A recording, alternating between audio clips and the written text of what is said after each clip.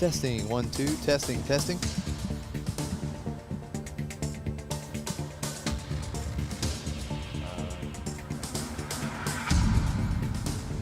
I cannot hear myself. Can you hear me?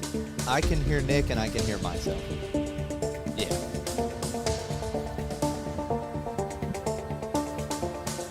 Must be some kind of damage or something. Alright, so we got a picture of top 16. Okay. Okay.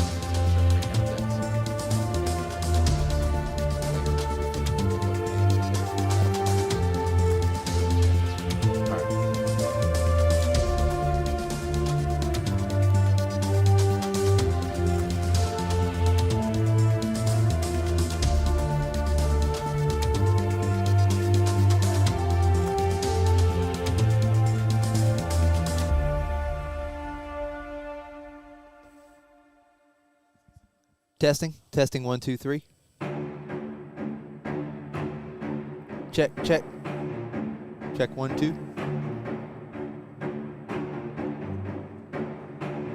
Okay, yeah, I can hear that.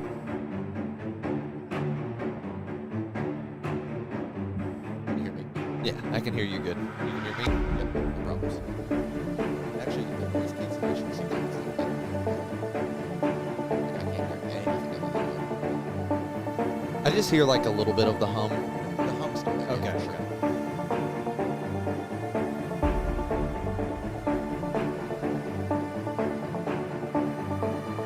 Yeah, no hum. Yeah. Yeah, this is Mike.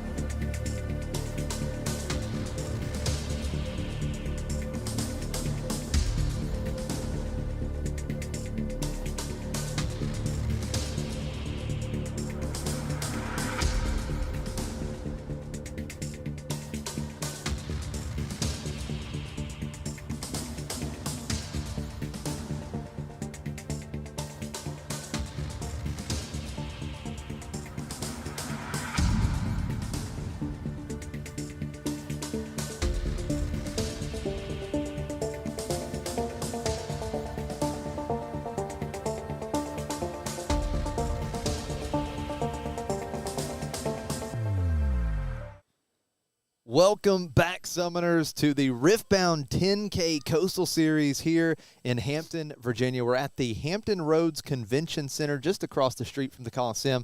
It's been a fantastic weekend with lots of great action. I'm Josh Schneider. I'm joined by Messiah here at the desk, and we're getting set for the top cut. 128 players entered yesterday competing for their share of $10,000, and now we are down to just 16. Yeah, top 16, beautiful picture here. Look at all of our players right here, smiling faces. They know they're playing for that big cash prize today. That is absolutely right. Taking a look at the standings coming into this top 16, we actually saw Quentin and Daryl yesterday actually face off against one another. I believe that was in round 7. Quentin was the last true undefeated, right? And Daryl was able to take him down, but then I think in the last round, Quentin was able to regain that top seed coming into the top cut with Daryl on the Detonate Draven right there in second. So Aurelia and Detonate Draven, the top 2 coming into the top 16. Yeah, absolutely. And we have a graphic here that has the breakdown for our day 2 legends. There Lots you of go. Draven. Draven was the big story yesterday. Draven was undefeated on stream yesterday. We were unable to take down the Glorious Executioner yesterday on stream. Irelia right there in the mix. We saw a lot of Irelia on stream as well. 5-7, right? So Draven, the most represented. Irelia then in second with 5. We've got 2 copies of Lucian, 1 Victor, and 1 Kaisa. Honestly, I'd like to say I'm surprised, but with how much Draven has just been tearing up the meta these days, this 7-5 split between Irelia, the most represented in a lot of tournaments, and the second most represented in the tournaments as well, is just not surprising at all. This is exactly what was expected. But the Victor, love to see that in the top as well. You know, that's a little bit of an unusual deck that we didn't normally see. Very similar play style to Kaisa here. But what I'm excited about are those 2 Lucians that made it to day 2. Yes, that is absolutely right. I believe we had at least one of those Lucians on the feature table yesterday, and he was able to take down Irelia in a very tight 3-game set. So I believe that was Trevor Broken TCG that was on stream, and he was on a roll with the Lucian, I believe, only dropping 1 game. But our feature match here in the top 16 is going to be Michael, goes by Misha, and we have Matt. So Michael and Matt,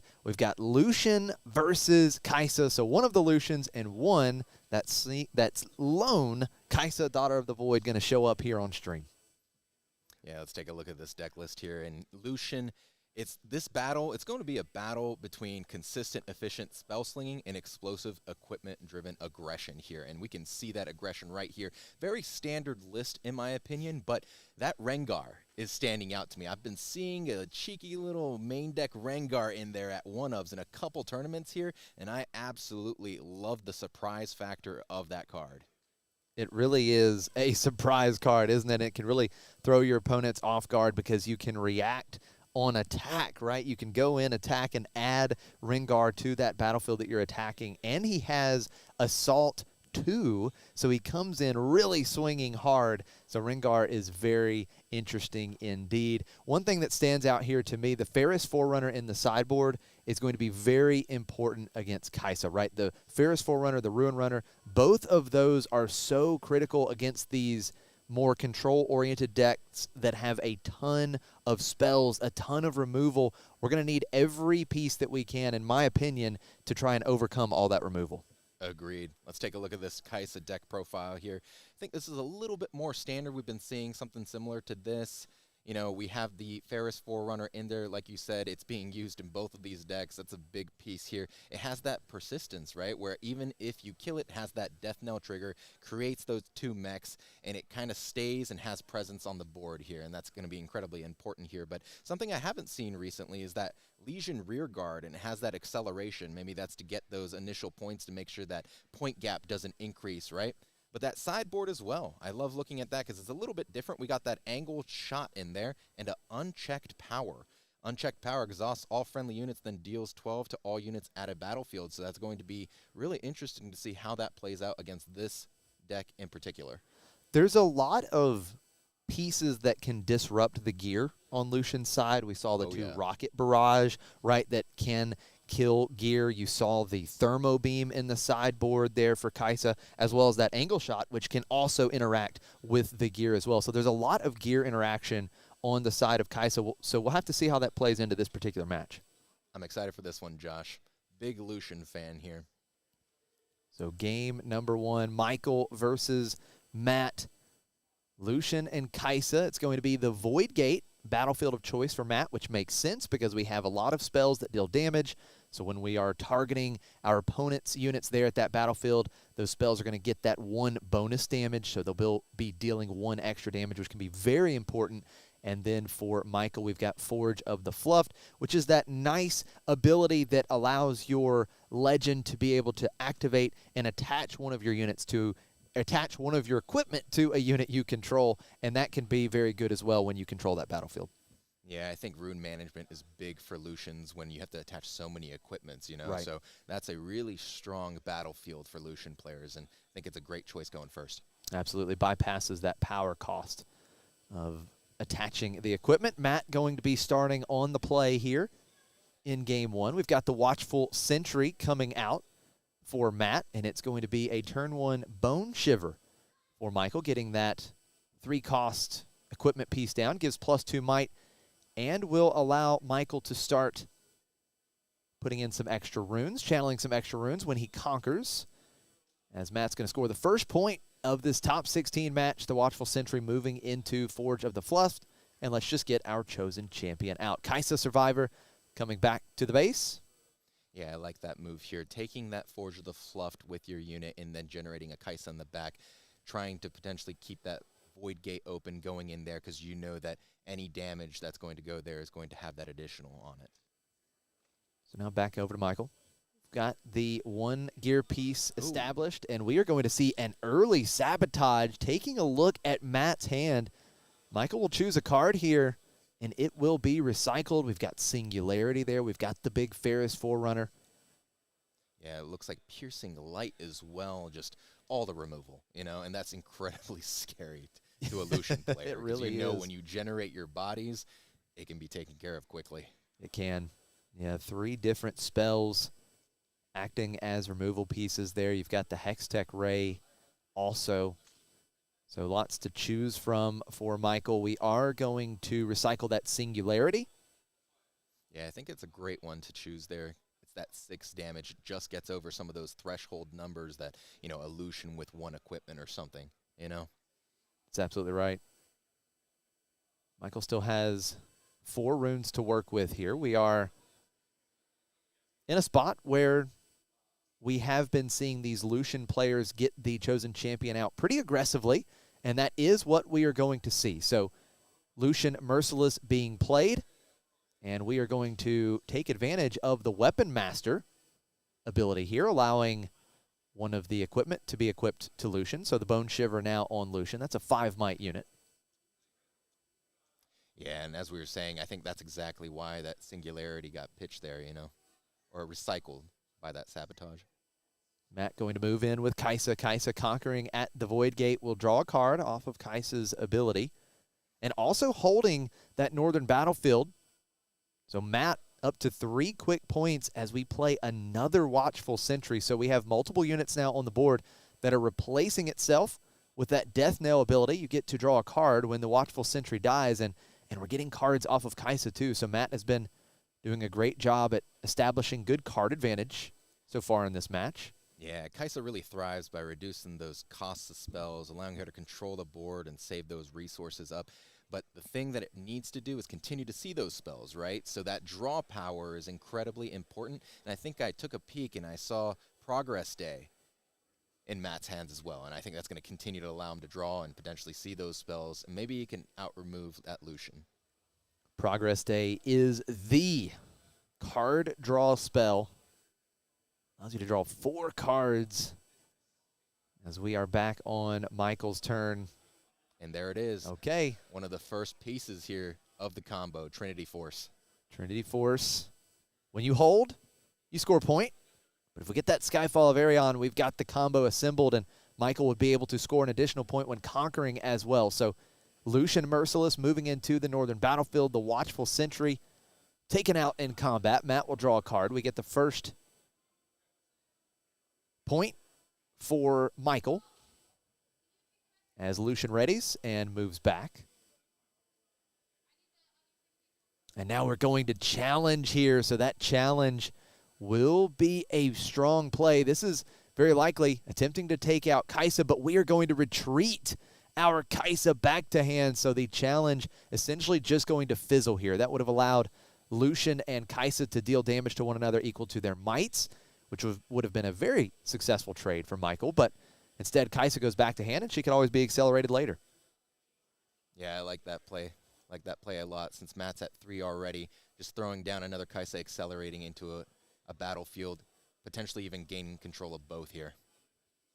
Matt halfway home here in game 1, up to 4 as we conquer the Void Gate with the Watchful Sentry. Matt been off to a great start. We know the one Singularity was already put back, so.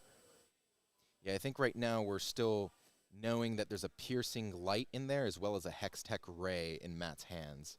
Yeah, it does have some other removal options, going to throw down the Ferris Forerunner on the southern battlefield. So now we have 8 might, and if the Ferris Forerunner goes down, we know that we're going to get some mechs in the base. So great death knell triggers on that southern battlefield. And Matt says, look, let's just hold here at this southern battlefield. We're way up on point tempo. Should be 4-1 here, and we've got 10 power with the lecturing Yordle there now, and he has tank as well. I think one of the things Michael's thinking about right now is that he wrote down all the cards that were in Matt's hand. He had the Hextech Ray and the Piercing Light. You know, Piercing Light doesn't necessarily have to do 2 damage to an opponent's unit. It can be done to your own unit. So there is a way to repeat and potentially even take out this Lucian with that Hextech Ray. That Lucian right now has a total of 7 might. Again, as you mentioned, we have one of the pieces in play. We have the Trinity Force. One combo piece has been assembled. Now we're going to play a Doran's Blade, so an additional piece of equipment coming out that gives +2 might. So this Lucian is very large now. We are up to 9 total might, but each of those equipment have assault thanks to the Lucian Legend ability. So that is an additional 3 might coming through on attack. So that is 12 might being represented here at the Void Gate. And that is going to be enough to clean up the Void Gate.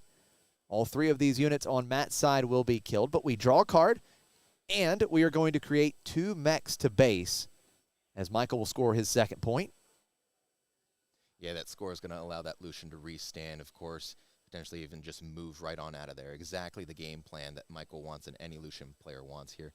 And that is a beefy Lucian. I think beefy sums it up quite well. We're going to have Kaisa, Survivor, coming out for Michael as well. We are not accelerating. Michael keeps 1 rune ready as we set up here for a future turn with Kaisa and Lucian. Matt now has 2 mechs to work with in the base, so we still have 6 mights represented. One of the beautiful things about that Ferris Forerunner. 6 might, and it replaces itself with 6 might. Absolutely. That persistence, right? Being able to continue to have something on the board is incredibly important in this deck. Matt has done such a good job at establishing a very strong early lead. Both mech tokens are going to conquer a battlefield here. 2 more points for Matt. He is up to 6. Ooh, I'm seeing a Rocket Barrage in Matt's hands here, too. That is one of those key cards you were talking about earlier in the deck list, and it can be repeated and potentially kill 2 gears. That is absolutely right. You can kill a gear or deal 4 damage to a unit in a base. We are going to see the Rocket Barrage. It looks like we are not repeating here, using Kaisa to pay the power cost, and we are taking out the Trinity Force. What else does Matt have? Oh, another Kaisa. There it is. So Kaisa back out. The Trinity Force, the combo piece erased. With 2 still left up, can be some combat tricks here as well. We know that Hextech Ray that we saw originally in that hand is still in there, can deal 3 damage to a unit. Yes, it can. 6-2 in favor of Matt. Matt has just really been off to the races. All gas, no brakes here in the opening game of this top 16 feature match here at the 10K Coastal Series. Yeah, unusual to see a Lucian, behind on points compared to a Kaisa. A Lucian's usually the one that's off to the races, getting those points very quickly, in and out, in and out. But, Matt doing a fantastic job, going up to 6v2 already. That's right. Michael wants to be aggressive with these Lucian decks. I mean, I think Lucian, one of the better aggro-style decks in the format, and definitely not the spot that Michael finds himself in. Not optimal, as Lucian Merciless going to move into the northern battlefield. That is quite a bit of might there. Should be a total of 9 to the 3 for the mech. So Michael successfully conquering, readying up the Lucian. Going up to 3 here.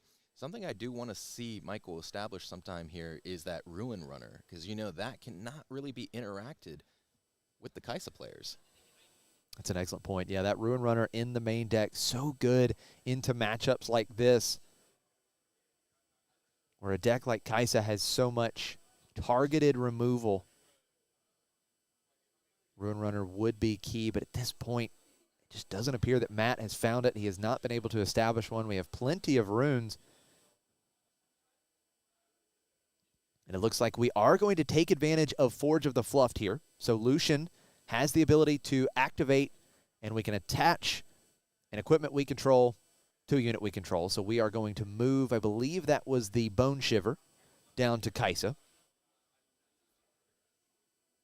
So now Kaisa has +2 might and the ability to channel that additional rune Exhausted when conquering.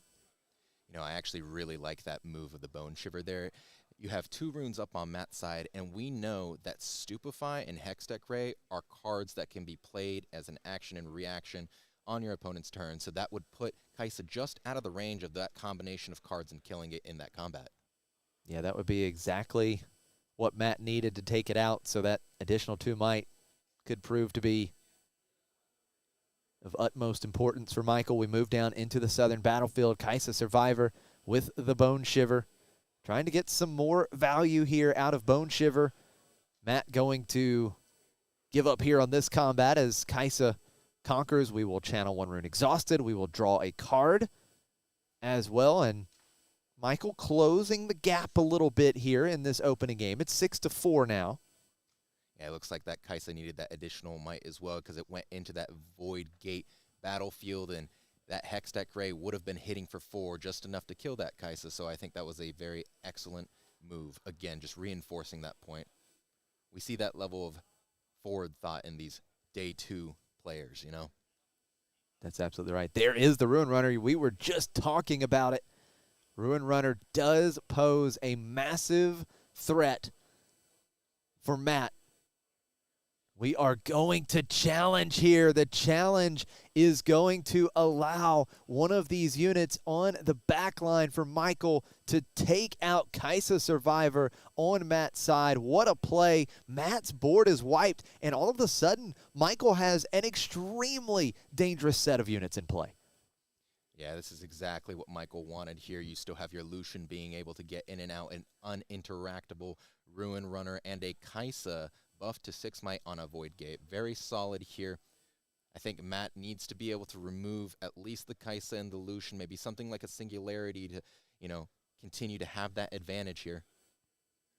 Singularity would be nice because 6 damage would be enough to take out either. We're going to start with Stupefy. So Stupefy is going to give, I believe that was Lucian getting -1 might, and Matt will draw a card. So that is a total of 4 might on Lucian right now. Matt lining up another player using Kaisa to generate that power. Now comes the Piercing Light. Piercing Light, I believe we are repeating it. So that is going to be 4 total damage to Lucian. Lucian is taken out. And because of the Void Gate, it's 3 damage each instance of the Piercing Light. Kaisa removed as well. This is exactly what Matt needed to clean up this board. That Piercing Light, he's been holding on to it for a while, and he found the perfect spot. I agree. That was amazing there. And the Void Gate, that's exactly why we play Void Gate. It makes the numbers so much easier. All the math in Kaisa's favor with that Void Gate. Here comes that Legion rear guard that we touched on a little bit at the start of the match. Not being accelerated here, but Matt does establish a couple cheap units. The Watchful Sentry alongside the rear guard. Yeah, I think that decision to get rid of that Trinity Force was huge here. You know, keeping Michael from closing that gap even sooner, you know? Definitely. Another thing to note, Matt has been well up on cards in this match so far. Something that we saw a lot yesterday, too, with Lucian is just there's not a lot of card draw. So there's a lot of times that you fall behind in card advantage, and Matt has had plenty of cards to work with, and ultimately that matters. So the Ruin Runner now getting the Bone Shiver put onto it. So the Ruin Runner definitely more of a threat. It's a 7 might. Yeah, this is going to be a key turn here. You don't want to put that Ruin Runner in any unneeded danger. You know, once that card is off the board, now you only have interactable pieces on that board. It's also your last unit, so mismanaging that can cost you the game. It could indeed. Ruin Runner needs to be the force that Michael uses to close this gap and take game one. He conquers Forge of the Fluffed, channeling the final rune there. Looks like tapping 4. Is that a second Trinity Force? No, recycling 2. What do we have in store? It's going to be his own Piercing Light. So the Piercing Light is going to deal a total of 2 damage in each instance to the Ruin Runner and 2 damage to each unit on Matt's backline. So once again, Michael has successfully wiped Matt's board. Matt did get another card off of that Death Knell trigger, but Michael has positioned himself favorably yet again. And now that he's on that Forge of the Fluffed as well, he can attach that Doran's Blade potentially with just his Legend being tapped. Oh, and a first mate. That is exactly what we're talking about. Being able to manage that Rune Runner, restand it, and get it out of that danger. Do like this play. We'll bring Ruin Runner back to base. Thank you, first mate. As the first mate will attempt to hold at Forge of the Fluffed. Michael now, I believe, just 1 card remaining in hand. We are going to expend that card. It's another copy of First Mate. We ready up the Ruin Runner. It goes into Void Gate. We conquer, and just like that, it was 6-2. Michael on a 4-0 run. We're all tied up here in Game 1. Man, that gap closure was huge here. And it looks like that Doran's Blade is being attached to that first mate. Going to make it a little bit more difficult for Matt to get through the first mate at Forge of the Fluff. So 5 might at the northern battlefield. We have 7 might at the southern battlefield. And at this point, I think there's one thing that you could still do, and you talked about Forge of the Fluff. So in theory, there's still one play that could be made here, right? We could move around an equipment piece, because Lucian does have that ability currently. But we just pass over to Matt, and now Matt has to answer some questions. Yeah, I think Michael's saying, you know what? I have no cards in hand. If you got it, you got it. Let's see what you got here. Matt has been the one presenting the questions up to this point, but now the question is asked of Matt himself. What do we have? Do we have a way? This is a Watcher. To dismantle, the thousand-tailed Watcher being accelerated. -3 might to each of Michael's units. We move into the southern battlefield. That's only 4 might for the Ruin Runner. The runner goes down. Up to 7 points goes Matt. A massive play. The thousand-tailed Watcher is just what Kaisa wants to try to close out this game. Yeah, that was a big move there. Matt still has some runes to work with. Might finally be seeing that Hex Tech Ray coming down here. Oh, looking like 4, 5, 4. Oh, Piercing Light. Oh, no, the Piercing Light is going to wipe Michael's board. Thank you, Thousand-Tailed Watcher, with that -3 might. It's enough to clear both. That is absolutely spectacular for Matt. What a response. We top deck for Michael. Is it anything that changes this outcome? Matt holds with the Thousand-Tailed Watcher. It's game over. I think we need to see a Kaisa. Yep, exactly. Okay. Exactly what we need to see here. It can be accelerated. What a top deck here. You attach all those equipments, and is it enough? It's 4, 5, 6, 7, 8 might on that Kaisa. Is it just enough? It should be, right? It's just enough. It's 8-7. So the Thousand-Tailed Watcher goes down. Michael conquers up to 7. What a brilliant game we're witnessing here to open this top cut. And we've got another Doran's Blade because we drew a card off of Kaisa conquering, and Kaisa's massive now.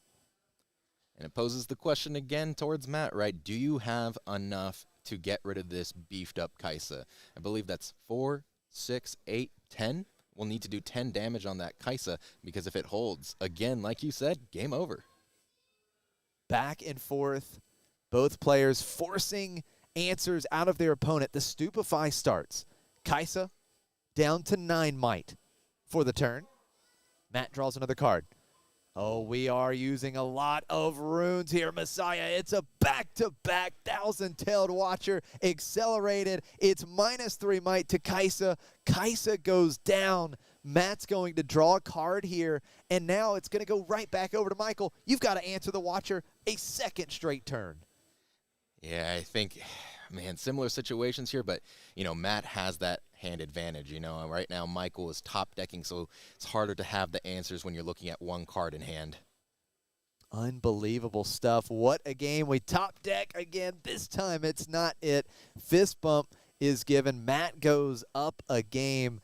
Wow, that was fantastic because it was all Kaisa early. Yeah, right? It was all Kaisa. Matt had huge advantage and was able to turn it around. Whew, that was exciting.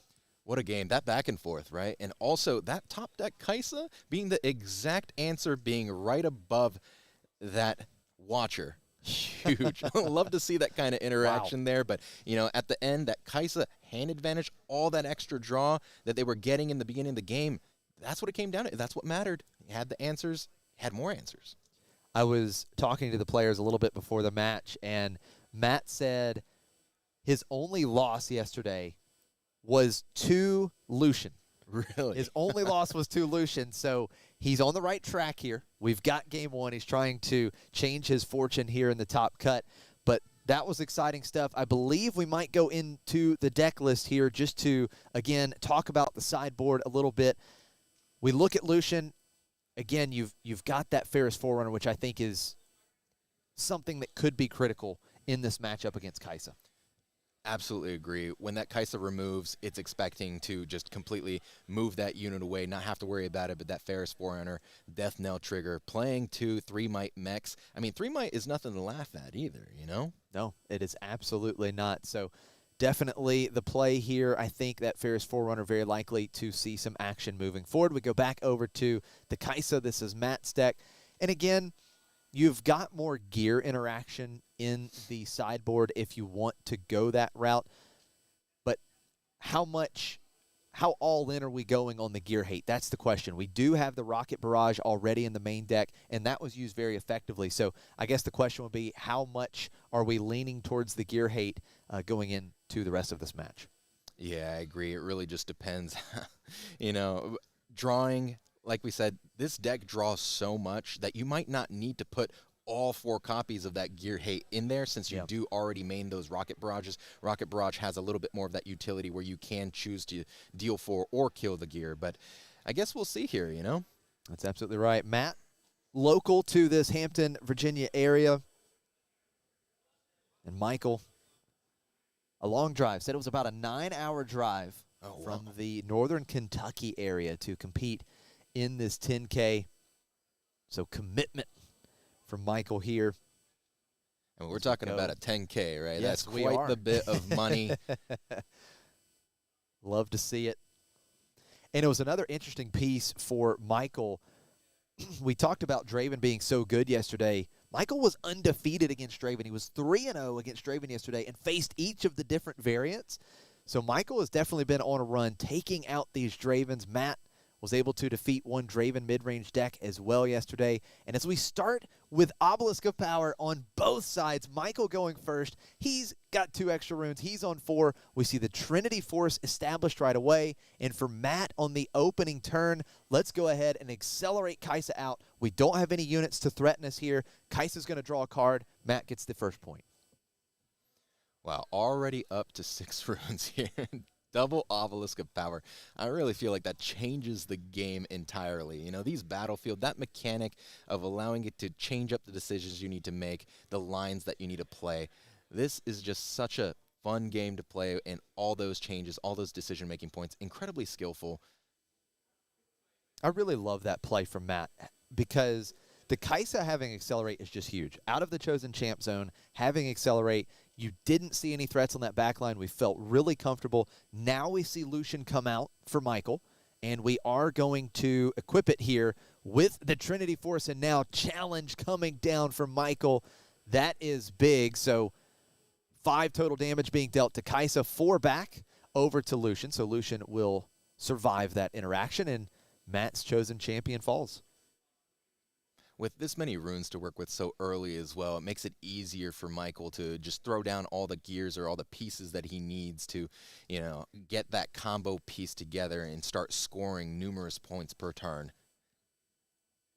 Lecturing Yordle coming out for Matt, getting the card draw back online here. The Lecturing Yordle replaces itself.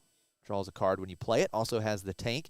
So we establish a couple units in the back line. Both have 2 might. The Plundering Poro joining here as well. All right, tapping 3 here. Oh, and there's that second piece. Uh-oh. The Skyfall of Arion. It's being attached. This is what we were talking about. He still has runes up as well. There are some potential for combo and battle tricks here, just scoring 2 points right there, right out the gate. The Sky Force combo assembled. Again, if you're unfamiliar with it, Trinity Force allows you to score an additional point when you hold, and Skyfall of Arion turns your hold effects into conquer effects and vice versa. So now when Lucian goes and conquers, you are scoring 2 points instead of 1. Lucian still readies, and you're able to move him back to base, protect Lucian with that combo assembled as Michael takes the lead here 2-1. And now back over to Matt. Was that Thermo Beam? I believe it was. Matt brings Thermo Beam out of the sideboard, immediately wiping the combo. Wow, what a turn of events. It looks like he was all in on that, right? It looks like he brought the Thermo Beam in there. Yes. Paying off right off the bat there. Michael assembled all the pieces, them being completely wiped already. That is going to hurt. Devastating blow for Michael. Matt is going to conquer the Southern Obelisk of Power, going up to 2, tying the game. We create that gold token thanks to the conquer effect of Plundering Poro, and now Lecturing Yordle going to the northern battlefield. Matt regaining the lead 3-2, and for Michael, that had to just be crushing to his spirit here, because that Thermo Beam, of course, coming out of the sideboard, you just had to hope and pray if you're Michael. I don't want to see that card, and we saw it early, unfortunately. Yeah, that was incredibly unfortunate there, but, this deck does have 2 Skyfalls and 3 Trinity Forces, so there still is a shot of Michael assembling all those pieces again. It's just the draw that isn't there in the deck. Oh my goodness, we establish more threats for Matt the Watchful Sentry. Now Falling Star coming down, attempting to wipe out that Lucian. That is going to be the play. So Lucian Merciless is killed here by the Falling Star, but Rengar coming out. So we do have a ready unit at least at the start of Michael's turn, but it just really feels like right now the momentum is on Matt's side. Yeah, that Thermo Beam was big. It really did just swing it in his favor completely. But Sabotage, a great card here. Going to be able to take a look at the hand and just get that hand knowledge. Hand knowledge is going to be incredibly important when you're playing around some of the answers. But, man, that is a Watcher, a Kaisa, a Hextech Ray, and it looks like Michael choosing to pitch the Hextech Ray. Yeah, the Hextech Ray will be recycled.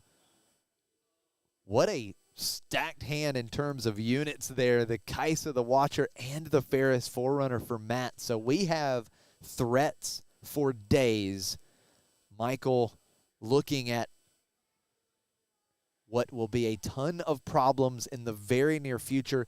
And importantly right now, again, because of that Thermo Beam, Michael has no equipment in play. There's nothing here to buff up these units. And that just feels suboptimal, to say the least, for Michael.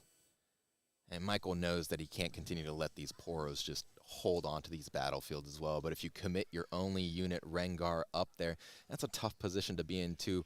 Looking at that hand had some of the biggest units that Kaisa deck plays. It had that Thousand-Tailed Watcher, Ferris Forerunner, and even an accelerated Kaisa. So it can just come in and just take out that Rengar. Rengar is going to move into the southern battlefield, conquering there 3-3. The point total now, Plundering Ploro taken out as we play the Kaisa Survivor on Michael's side. Rengar, of course, so good on offense, has assault, but on defense, a little bit more susceptible with just the 3 might. Matt holds the northern battlefield up to 4. Now we'll see. We know he's got 3 great units in hand, but what does he find off the top here? I think Matt has to think about some of the battle tricks that Michael has ready as well. He has 2 runes up, ready to react. He had quite a bit of interaction on his deck list, actually. You know, one of the things that we haven't seen yet is that longsword. It has quick draw there. That could be something that boosts the unit up as well. Kaisa accelerated on Matt's side into the southern obelisk of power. Rengar is dealt with. Matt goes to 5 points. And once again, controlling both battlefields. The Watchful Sentry going to move to the southern battlefield here with Kaisa. So we are up to 5 might at the southern battlefield, which is just a bit more than what we are presenting with Kaisa on the back line for Michael. And again, cards becoming a bit of an issue here for Michael. We don't have a lot of cards to work with. We still don't have any equipment in play. And with no equipment in play, that Lucian Legend is just sitting there doing nothing, right? Because it gives each of your equipment assault, but right now it's not getting any value for Michael. Yeah, we have not seen a whole lot of card draw on Michael's side either. It's usually that Kaisa. It conquers, gets those quick draws in the beginning when it conquers a battlefield, allowing you to see more of your options here, but not a whole lot of that. Once everything that was on the board got cleared, you're right, just in a tough position here. Michael lining up what appears to be a pretty big play. That'd be a Piercing Light repeated. Okay, Piercing Light repeated. I like it. We are going to take the board here. Love this play. We are able to deal 2 twice to Kaisa, and we're able to pick the Lecturing Yordle at the battlefield on the other repeat cost, taking out the Watchful Sentry. So if there was anything that Michael needed, if we don't have the gear equipment, that's okay. We at least are able to answer the board and slow down some of this pressure that Matt has put on. Kaisa Survivor goes and conquers the northern obelisk of power. Michael goes up to 4 points. We draw an extra card. So once again, Michael trying to just scrap his way back into game 2. Yeah, this may be a watcher turn here, maybe very simple here. Looking like contemplating tapping the legend on Kaisa's side, which means it will probably be some type of removal here. I think I took a little peek. I think we were seeing that rocket barrage, and like I said earlier, you know, you get to choose on that. Deal 4 to a unit or kill a gear, but that unit has to be at the base. All right, Matt. Tons of options. We're going to use Kaisa. We are going to Piercing Light right back. Tit for tat. We go. Matt takes out Kaisa Survivor on Michael's side. Cleaning up the board. You love this spot because, again, if you're Matt, you're ahead right now. We have the point tempo and the Legion rearguard coming out with Accelerate. It's readied. And we are going to conquer that southern battlefield. Up to 6 goes Matt. Now, we saw in the first game, Matt get to 6 points, and all of a sudden, Michael stabilizes. He draws it back. He ties the game, and we had that crazy back-and-forth thousand-tailed watcher top deck into what we need for Michael. So let's see how this second story unfolds. Yeah, 6 is the magic number here, Josh. If the Legion rearguard stays there and holds to 7, we know that watcher could go in and conquer the other battlefield. All right, Bone Shiver is played. Now we have Lucian Merciless with the Relentless Pursuit. The Bone Shiver will be put onto Lucian, and we are going to move into the Northern Obelisk of Power with Relentless Pursuit. So we are readied. We score a point up to 5, and we are actually able to move back to base thanks to Relentless Pursuit without actually exhausting the Lucian. So now Lucian is able to go over to the southern battlefield and take out or attempt to take out this Legion rear guard. Yeah, I think a little bit of confusion there. So Relentless Pursuit allows you to move a friendly unit. You can attach an equipment with the same controller to it. And that turn, that unit has, when I conquer, move me back to my base. So that doesn't require you to tap that unit. So it gets to move back and then conquer that other battlefield. And exactly as we said, it needed to take out that Legion rearguard. Messiah, it's happened again. It's 6-6. Lucian in the back line. Matt's board is cleared, but we saw the Thousand-Tailed Watcher earlier. We know that's still looming. We saw Ferris Forerunner. There's lots of big threats for Matt, and he's drawn several cards since then. Could have found some removal. And keep in mind, Michael right now is tapped out. No runes ready to give him any energy.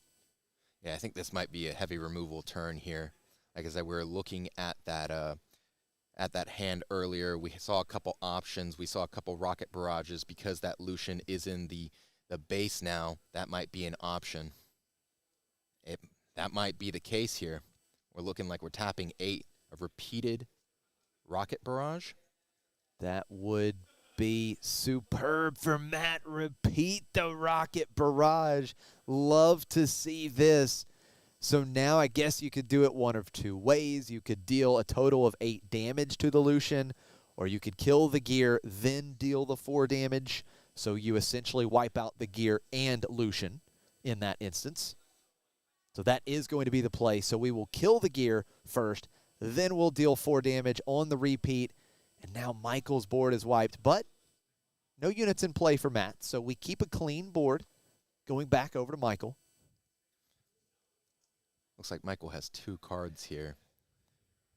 It is starting to run out of gas just a little bit. Here comes down the Trinity Force. I think this is a opportunity for Matt to come back a little bit and establish a couple units here. Trinity Force is great, but not when you don't have any units to go ahead and start working with it. Matt, tons of runes to work with here. Plenty of cards in hand. Game 2 of this Riftbound 10K Coastal Series. We're going to see the Thousand-Tailed Watcher accelerated, conquering the Southern Obelisk of Power. Up to 7 goes Matt. So now Michael once again has to find an answer to the Watcher right here, right now. He doesn't have it. Fist bump is given, and that is going to wrap up the top 16 match. Matt and Kaisa takes it 2-0 over Lucian. Yeah, I think it just was about that card draw in the end, and that thermal beam was so devastating, getting rid of all the pieces that you just assembled, and that really is the big win con of Lucian. Thermo beam, definitely the headline of that game number 2 in the top 16 feature match. What a performance for Matt and Kaisa. And again, he was concerned about that matchup. He lost to Lucian yesterday. Going into that match, he's like, I'm not looking forward to this.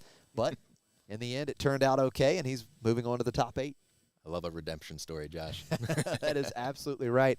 Well, that's going to wrap up the top 16 match here at the Hampton Roads Convention Center for the Riftbound 10K Coastal Series. It's been a lot of fun. We're going to be right back for some more action. The top 8 coming up next. Don't go anywhere.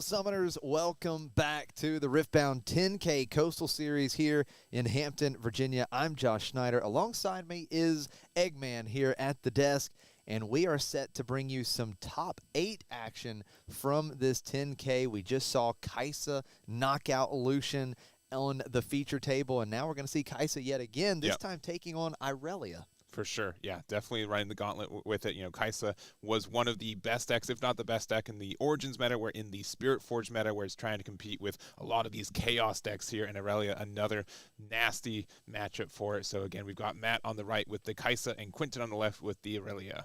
That is absolutely right. Again, Matt, pretty local here to Hampton, Virginia. Quinton coming in from Richmond for this tournament this weekend.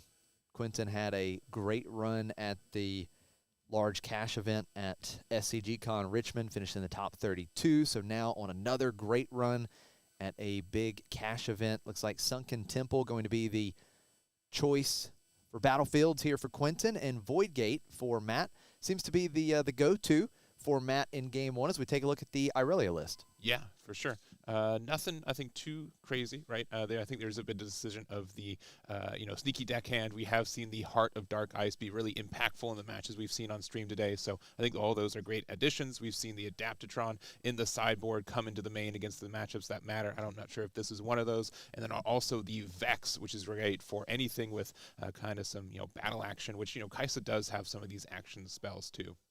Yeah, the Vex could be interesting here in this matchup. We'll see if Quinton leans that way going into games 2 and 3. As we take a look at Matt's list, the first thing that stands out to me here in this particular matchup is, of course, Kaisa has a lot of removal spells, and that gets a little bit tricky when we have things like Irelia Fervent with the Deflect and all of that equipment.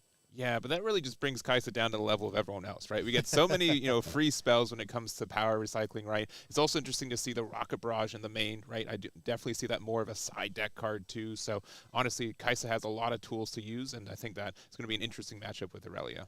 We saw the Rocket Barrage play a really big role in the last game against Lucian, and Irelia certainly has plenty of gear as well. So we'll see if that Rocket Barrage proves to be quite useful once again for Matt. Matt was coming into this top 16. It was his first ever big competitive event. Said this is the best run that he's ever been on in any TCG. So you love to see these newer stories of players that are coming in, really getting a taste for the competitive scene. And Matt has been on a fantastic run, 7-2 overall. Quinton at 7-1-1 coming into this top 8. Here we go. Yeah, so again, this is game 1, so they both have 0 match points there. And, we've got Sunken Temple, again, on the top. We've got the Void Gate on the left. I mean, if you're the Master of the Void, or Daughter of the Void, right, you're probably going to bring the Void with you, right? That is absolutely right. That Void Gate, so good in Kaisa, regardless of going first or second, because that additional bonus damage that it's going to deal to any enemy units there with those spells that Kaisa runs is so critical. Another thing that played a key role in Matt carrying out victory in the top 16. So here we go. Quinton, the higher seed, he will be playing first. No turn 1 play for Quinton as we pass over to Matt. And Matt going to kick things out with the Lecturing Yordle. Will draw a card, and we'll get a unit in play on turn 1. Yeah, pretty standard card for the card draw right now. The tank doesn't usually make a big difference, but sometimes it does. And we're going to have to see if Quinton does have the Stellacorn on 4. Yeah, no early play. Looks like we are going to bring out the Boots of Swiftness. So no units so far for Quinton, but we are establishing the pieces, and we know how good the boots can be. We saw it used effectively a lot on stream yesterday. For sure. And I think we would prefer to having a Guardian Angel or, an Hourglass, right? Both those giving you the protection, right? We're not afraid of Kaisa. Kaisa does have a lot of power for that removal, so you'd have to be careful with the protection there. Matt moving down to the southern battlefield with the Yordle will score the first point of the game here in the quarterfinals. And we are just going to go ahead and bring out our chosen champion. So Kaisa Survivor will join here. We are not accelerating her.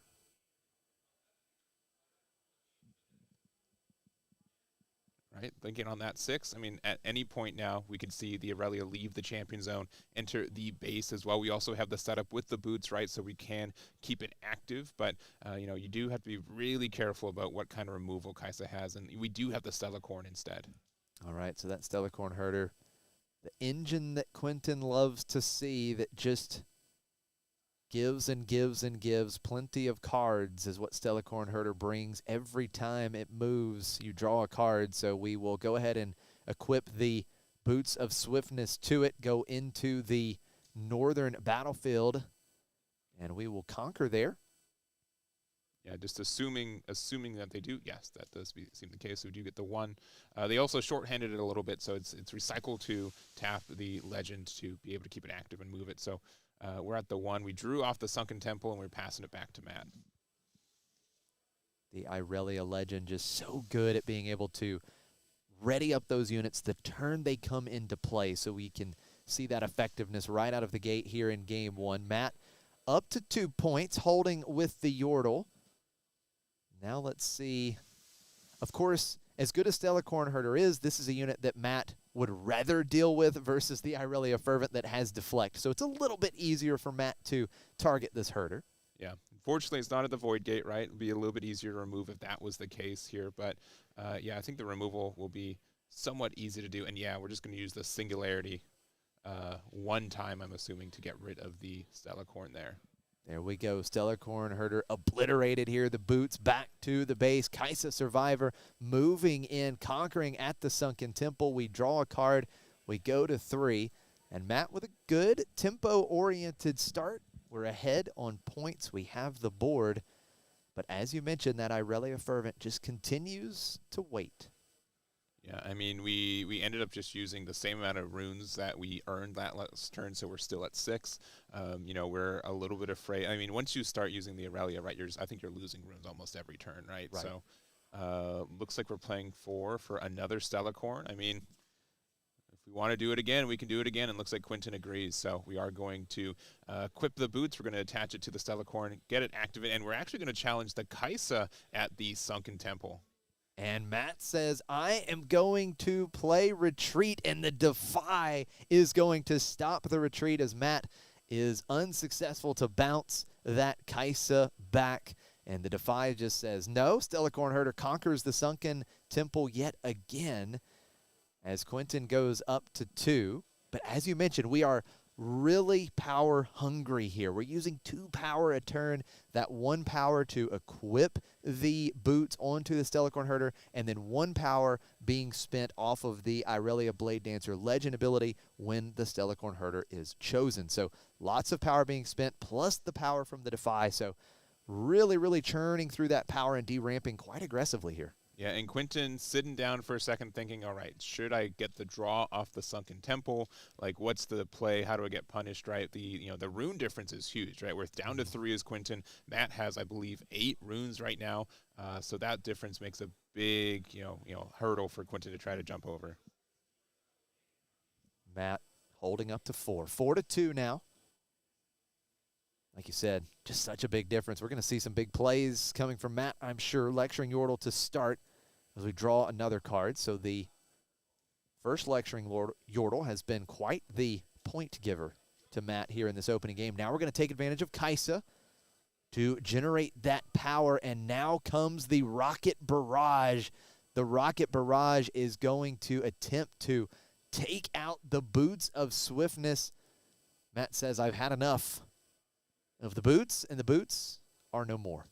Yeah, and there was a decision there. You could also, I guess, if you had like another reduction, right, you couldn't get rid of the Stellacorn because it still had the boost buff. So, if we had a Stupefy or something, we could get rid of the Stellacorn instead. But I think getting rid of the boots is still a really solid play. It's been getting a lot of value already.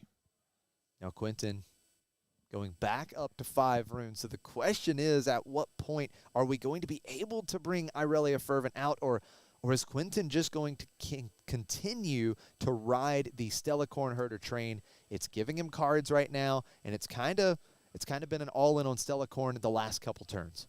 Yeah, and also what's kind of terrifying too is, Matt has that barrage in the main deck, right? The fact that you already have gear removal in the main has already, caused some issues here. So, And now we have to decide, how can we even, establish the Guardian Angel and keep it around, right? But it looks like we're actually going to ride the wind over to the other battlefield for, getting the draw from the movement as well and keeping it active. Okay. 3-2 the might total at that southern battlefield between the Yordle and the Stellarcorn Herder. And I believe that was Stupefy. Yeah, so Stupefy will even out the numbers here. That would give -1 might to the Herder, but Unguard is going to change that quickly, +2 might in total to the Herder. Yeah. Additionally, too, if we were playing the Ride the Wind, we kind of lost out on a single card draw, right? Because we could have moved back the Stellarcorn, pushed it back active, and then moved it back again. So one little tiny difference there. But we do have enough to play out the Guardian Angel. I think the card we've been really looking for to make our Aurelia feel a little bit safer against all the removal that, Kai'Sa has, in its toolbox. So Quentin able to tie the game up to 4 points here. Drawing some extra cards off of the Herder. Guardian Angel, as you mentioned, an important establishment for Quentin. Matt, so many runes to work with here. Quentin has no ready runes. So if Matt can get that Stellarcorn Herder while the shields are down, this is the time to do it. We're going to see a big play from Matt. It's going to be the Rocket Barrage repeated. That's going to take out the Guardian Angel and the Stellarcorn Herder in one fell swoop. A massive tempo swing. Matt moves into Sunken Temple, goes to 5, and now Matt in control of game 1. Yeah, that is a huge removal option here. Just really perfectly statted for that, right? I mean, at some point you could have attached the GA, I suppose, but that wouldn't have even saved the Stellarcorn, right? Yeah, it's a great point because the Rocket Barrage could take out the Guardian Angel first and then do the 4 damage to the Herder. So what a line from Matt. 2 Rocket Barrage in the main deck. We found both of them already. That card has been so clutch for Matt here in the top cut of this 10K Coastal Series. Back over to Quentin. We are going to play the sneaky deckhand onto the open Void Gate. So Quentin will go up to 5 points, tying things up here, and we play a second copy of Boots. But Irelia still yet to see the board. Lecturing Yordle will hold, not herd. The Herder's off the board. Yeah. That's going to hold up to 6 here. But to be fair, the Lecturing Yordles have herded quite the bit of points here. They have. For Matt in this game. Yeah, they've really just kept the battlefields, occupied. We've got 6 points already as well, so just another turn here, and we do have another Kai'Sa, and that's going to be attacking into the sneaky deckhand. Accelerate Kai'Sa Survivor, yes please. Matt going into the southern battlefield, that is cleaned up. We conquer up to 7 points. We draw another card. No units in play for Quentin. We have the boots though, so at least we have an equipment in play that can help us ready a unit next turn if we need to. Yeah, and with the boots itself, it does let us potentially get our Aurelia to both battlefields, right? We do have to have a certain amount of cards in hand to facilitate that, but it gives you an option right now to at least clear both battlefields. And that is going to be what Quentin is forced to do here. Matt at 7 points, threatening to win with a hold. And look at this. Matt's going to throw down Progress Day. Let's draw more cards. That is a stack of cards in Matt's hand. So even if Quentin can find an answer, it's going to be tough to deal with all the resources that Matt will have available. Yeah, it's a little greedy, right? It means that, Quentin will feel very safe. He knows exactly what numbers he has to go over to get both battlefields, but it just means that I think, Matt's going to feel very confident next turn to try to just clear it out or, make sure that you can answer anything that Aurelia can do. Maybe a little late, but Aurelia Fervent has been played, and Quentin will have 3 more ready runes to work with following the chosen champion. Yeah, so we can equip the boots, we can use the legend ability to activate the Aurelia, we can conquer one of the battlefields, then we get to pay 1 to ready our Aurelia, target it again with something, and then we can move it 1 more time. We will need to do just that. What is the first play for Quentin? We are going to go ahead and play Ride the Wind here. So Ride the Wind is going to move Irelia into the southern battlefield. And I believe it should be ready here. It should be ready, correct. Okay. Yeah, because it didn't, yeah, it should be ready. Okay, so taking out Kaisa, we're up to 6 points for Quentin, and now with it being ready, we're able to attach the boots, gank over to the Sunken Temple, take out the Lecturing Yordle, and just like that, Quentin is able to tie this game 7 points apiece, and that Irelia will be at 6 might on Matt's turn. Yeah, and we've got 1 rune opening. Definitely thinking about using the Sunken Temple effect if we can afford to draw 1. Looks like the answer is no. We're going to hide something here. This could be either a Zonya's Hourglass or a Fighter Flight. You know, if they try to just do something like a giant Thousand Tail, you can just push it back, and Irelia could hold the point to 8 right there. Yeah. Now Quentin asks the question, can you take Irelia off of this battlefield?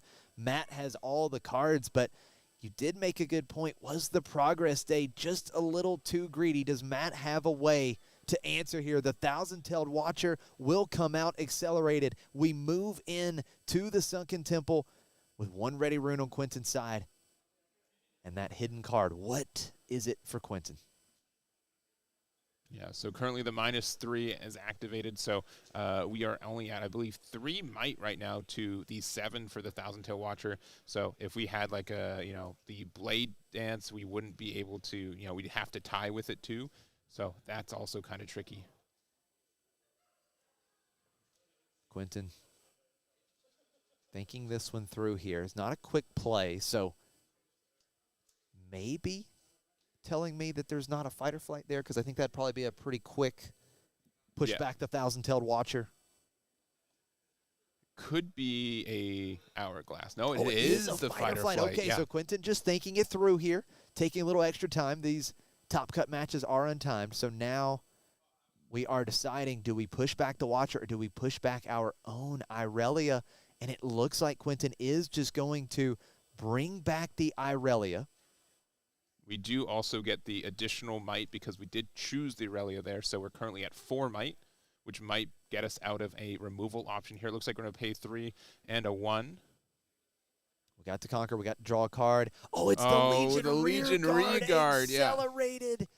Oh, no. Quentin only has 1 ready rune. I don't think he can stop it, and that is going to wrap up the game. Absolutely brutal. So in hindsight, we needed to Fight or Flight the Thousand-Tailed Watcher. Yeah, it looked like at least to have a chance there, but there's just so many things you have to play against, right? Especially when they have so many runes open. So I don't think it was a bad choice. I think it was like, you know what, I'm going to push it back. I'm going to choose my own card to get that extra might to maybe play around some extra removal, but that rear guard just got the game by itself. And that is something that we were looking at in the top 16 match that Messiah pointed out right away. The Legion Rearguard hasn't been super common in the Kaisa list, so this is a great include. And look at this, it wraps up the game here in game 1 of the top 8. So great stuff, as I think we are going to pull up the decks one more time just to kind of look at the sideboards again and see what we might need to change. For sure. So I think Adaptatron's probably out. I don't think there's a lot of going on there, but I do expect maybe the Vex, right? Defy and also Windwall are great choices to just prevent those kind of, you know, big spells that Kaisa's kind of known for. Rebuke's also not a bad choice either, being able to just give the Thousand-Tail Watcher back to their hand or something like that. I think there's just a good choices there. Absolutely. Now we move over to Matt's deck, the Kaisa, and one card that immediately stands out in the sideboard, we do have the Thermo Beam. And this was brought in against Lucian, and it absolutely blew out his opponent in that game too. So the Rocket Barrages, of course, important. Those were played masterfully in that first game, but maybe the Thermo Beam could be used as well. Yeah, and I think the other card is the Bryn. That being able to just prevent any trickiness that Irelia has on defense, turns off your unguards, your disciplines, your signature spell. All those could be, you know, big hits for the deck there. So I think those are, you know, some good choices for our for Matt, our Kaisa player here. We're going to game 2. It's the double obelisk, one of my favorite kind of game ones. Just starting off with 5 runes if you go second is insane. It really is. So all the runes to start this game 2 for both Matt and Quentin. Matt up 1-0 here in the quarterfinals of this Riftbound 10K Coastal Series in Hampton, Virginia, put on by the Booster Box. If you've not been in the area, if you ever are in the Virginia Beach area, make sure to check out the Booster Box trading card game store. They've got all your TCG needs, and they're putting on several of these Coastal Series coming up in the near future as well. For sure. And, we've got a lot of interesting plays that can happen. We've got double obelisk, right? Turn 1 Accelerate Kaisa is in your toolbox, which is, a little funny when you think about it. We got the sneaky deckhand just getting us our first point there for Quentin. And, already starting off to the races. 5 runes to start with for Matt. Yeah, Quentin trying to score some early points, but that Kaisa Survivor with Accelerate and the 5 runes is just so scary. We saw this from Matt in the top 16 as well. We had a double obelisk game, and Matt said, look, I'm just going to accelerate my Kaisa. Now, we don't see it here, but nevertheless, we are going to at least develop the Kaisa on the back line. Yeah, and I think that's fair. If we want to, we could be a little bit aggressive with it, but I think we want our runes. I mean, technically, we could just drop 1,000 to a Watcher next turn without Accelerate. So yeah. I think that's a little reserved, but it's understood. And you really want to try to protect your Kaisas as well, just so you're able to try to get some extra card draws in this matchup. Matt was really respecting that 1 ready rune. Yes. Because, of course, Kaisa 4 might to 2 might on the sneaky, but that 1 rune could represent so much in this Irelia deck.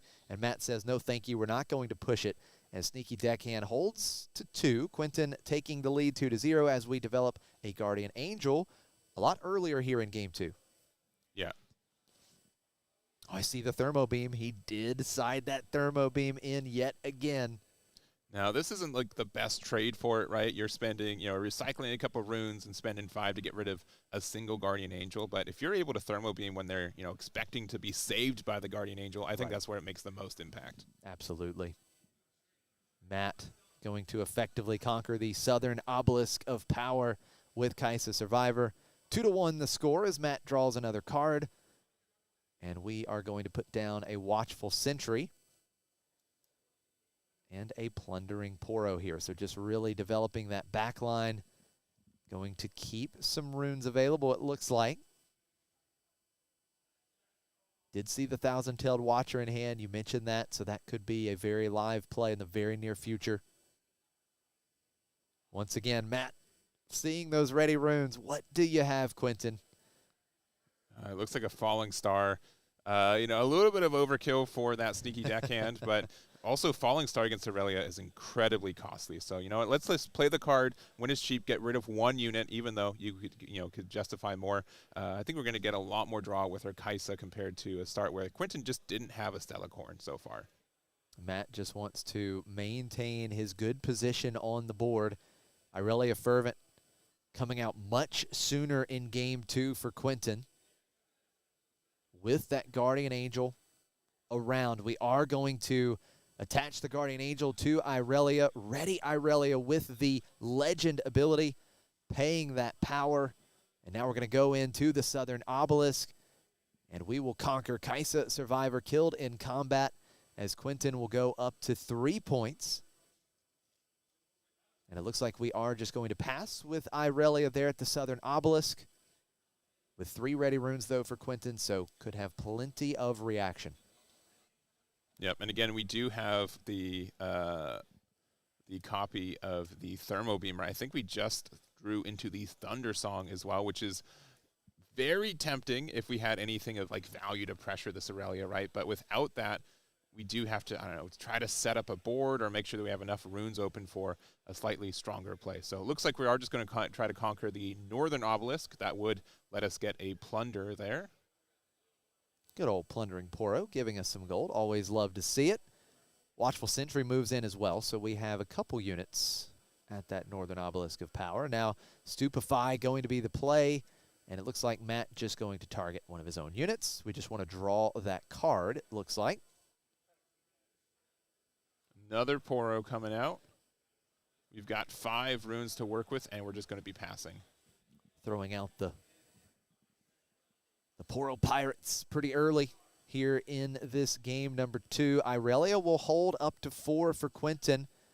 And, of course, Irelia gets +1 might whenever she's chosen, whenever you choose her, or she's readied. So readying for turn, gives that additional bonus might. And now the boots of swiftness go on as well. So Irelia getting larger and larger, +3, +5 in total. That's a 9 might Irelia moving over to the northern battlefield.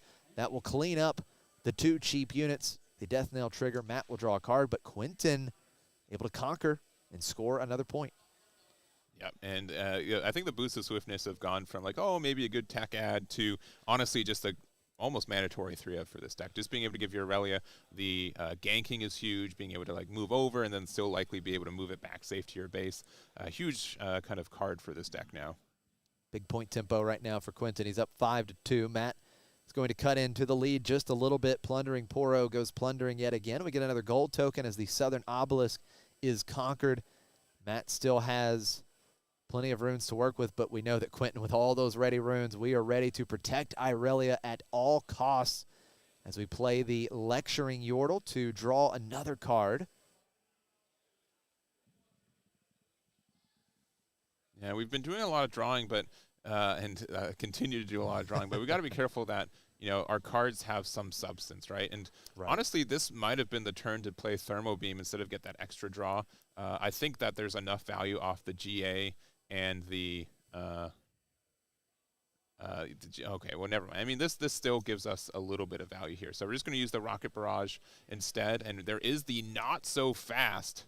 That is going to counter the Rocket Barrage, and Matt expended all of his available runes to make that play. So the not so fast, that means that all of those gear will stay on Irelia as Quentin holds up to 6, able to gank down to the southern battlefield, taking out the Poro up to 7.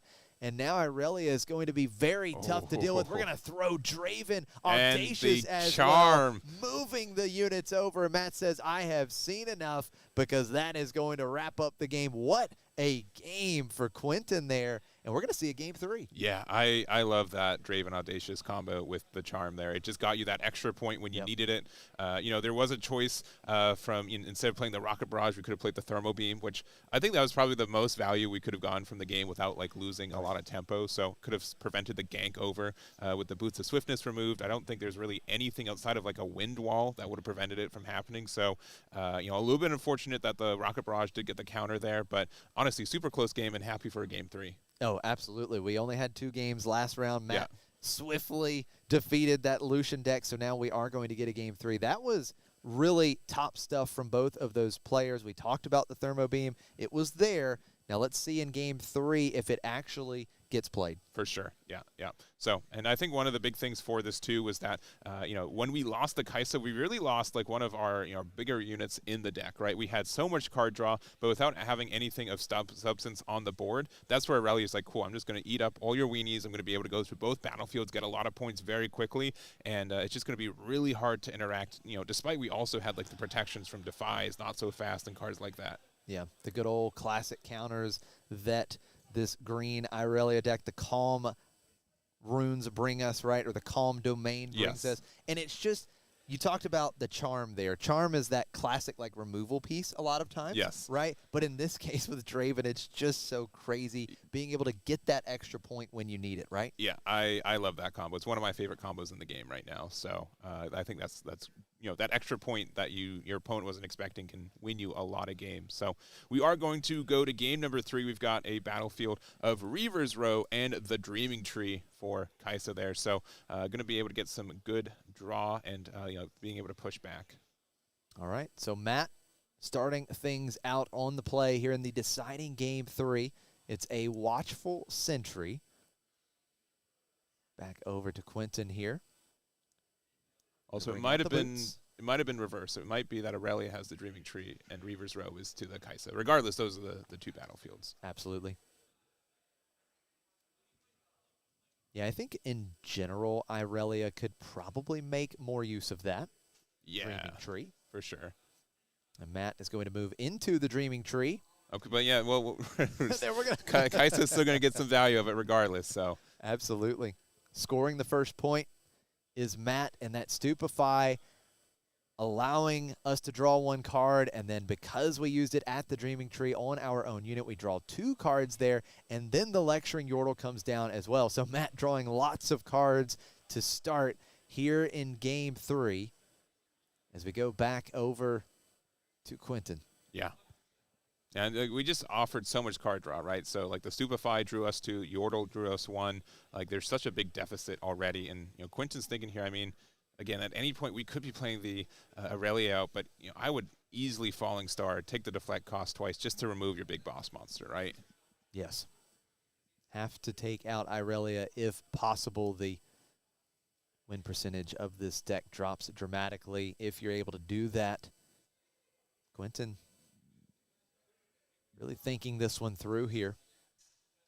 Been quite the tournament so far. Again, started with 128 players, down to just 8.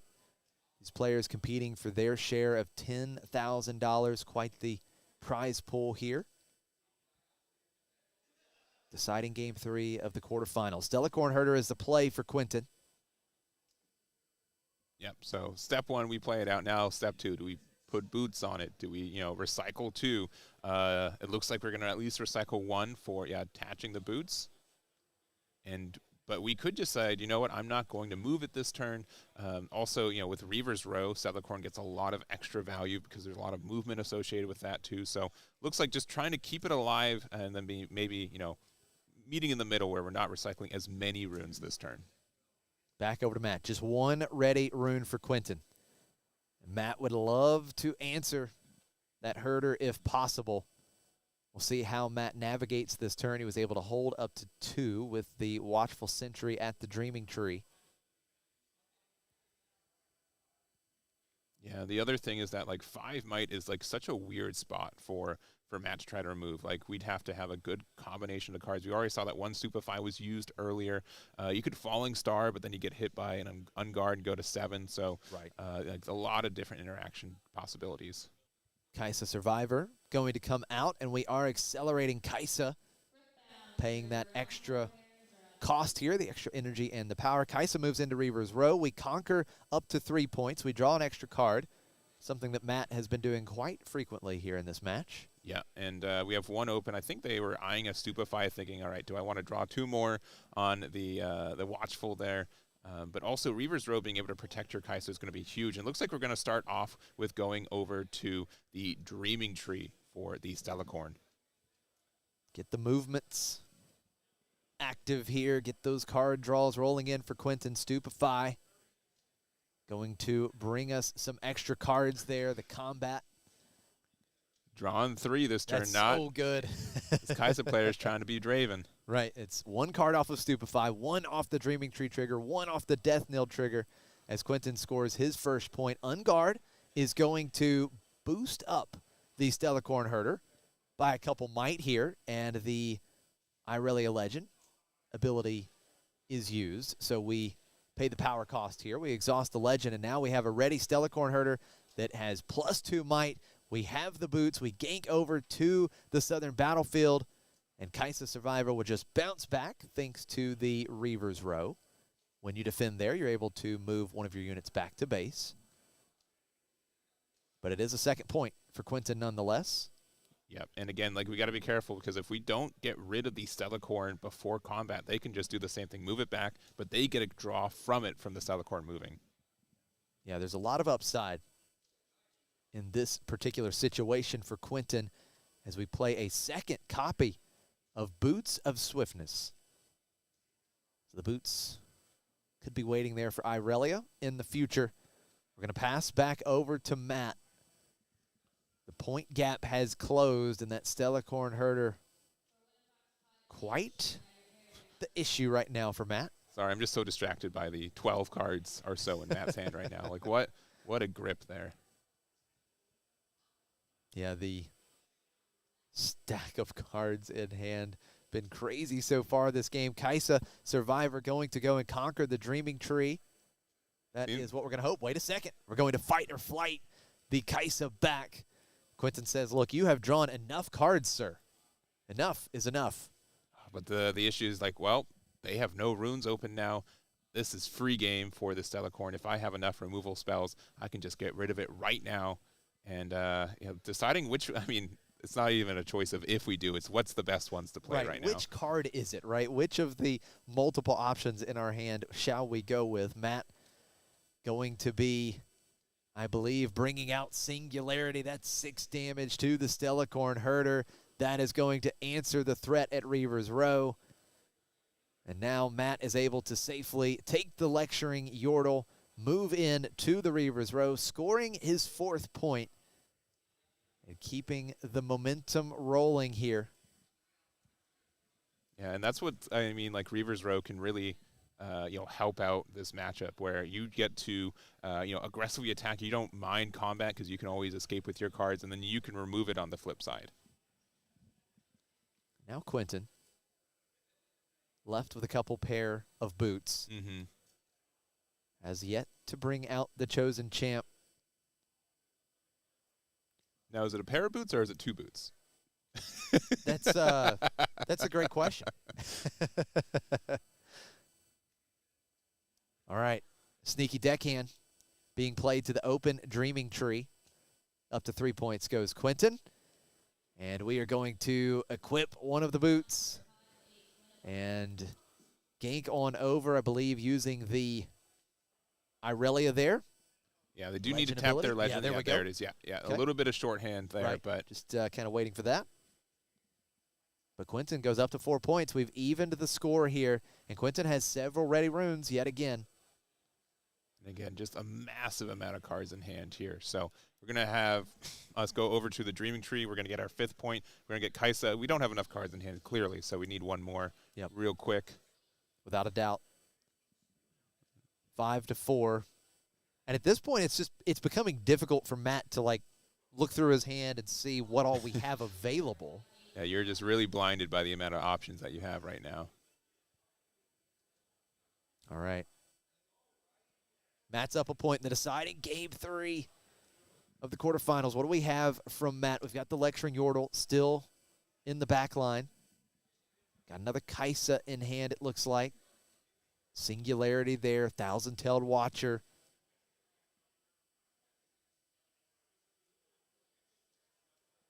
With all those runes on Quentin's side. A little bit scarier here on this turn as the Lecturing Yordle will move in to start a showdown with the Sneaky Deckhand.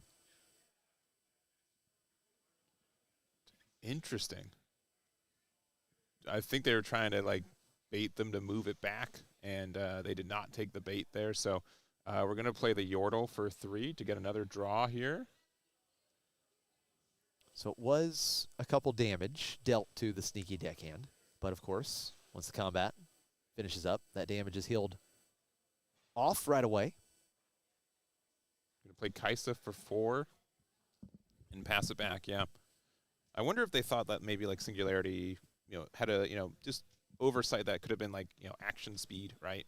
Would have been able to interact with the Sneaky Deckhand, but, yeah, not making the difference there. So Quentin's moving back. We do go 5 points apiece. We still do have the boots there if we want to try to pressure the other Kaisa on the Dreaming Tree. It's kind of wild, right? Just how close this game is right now with the crazy amount of value that Matt has had through all of these card draw capabilities. But Quentin is making Matt work for it here. Biggest game of the weekend for these two players.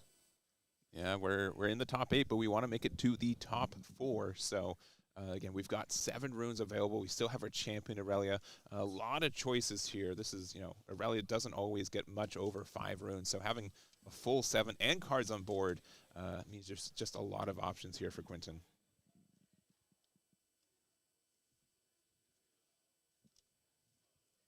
Here comes the chosen champion. Took a little bit of time, but she is here. We're going to put the Boots of Swiftness on. Ready Irelia up thanks to the Legend ability. Moving into the Dreaming Tree. Now what does Matt have for us here?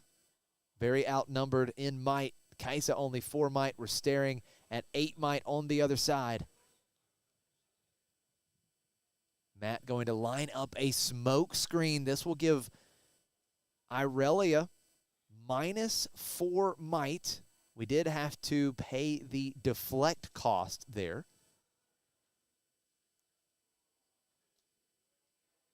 So -4.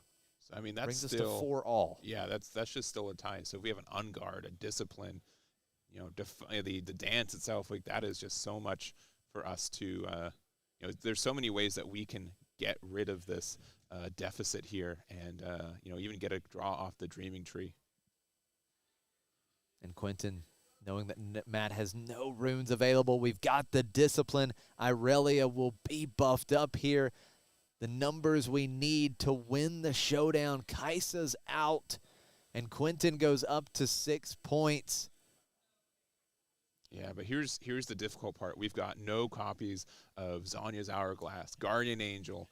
There's no real protection for Irelia now, so this is probably the most vulnerable it's going to be in this game. So we might have to try to hide something if we got a Zhonya's or a Fight or Flight to try to save it. We're probably going to move the Sneaky Deckhand back, but you know, being able to, you know, this is a very vulnerable Irelia here. And I don't think we have anything to hide. So that means Irelia is only 6 might. And it's going to stay there, too. Like, there's nothing you can do about it. That's absolutely right. So a singularity here would be massive for Matt. This would clear out both of those opposing units. Let's see what Matt has in store for us. We're loading up. I believe we're paying a couple power. Yeah, and it is singularity singularity to take out Quentin's board. Exactly what the doctor ordered from Matt. Here in the deciding game, Kaisa moves in. It's 6-6. The Yordle will secure the 7th point, and now Quentin has a huge hill to climb. But not impossible. We do get to keep the boots here. It's not outrageous for us to say that we can conquer both of these battlefields moving forward. So we're going to have to see what's in Quentin's hand. We got to have a unit to, you know, interact with, but there could be quite the comeback here.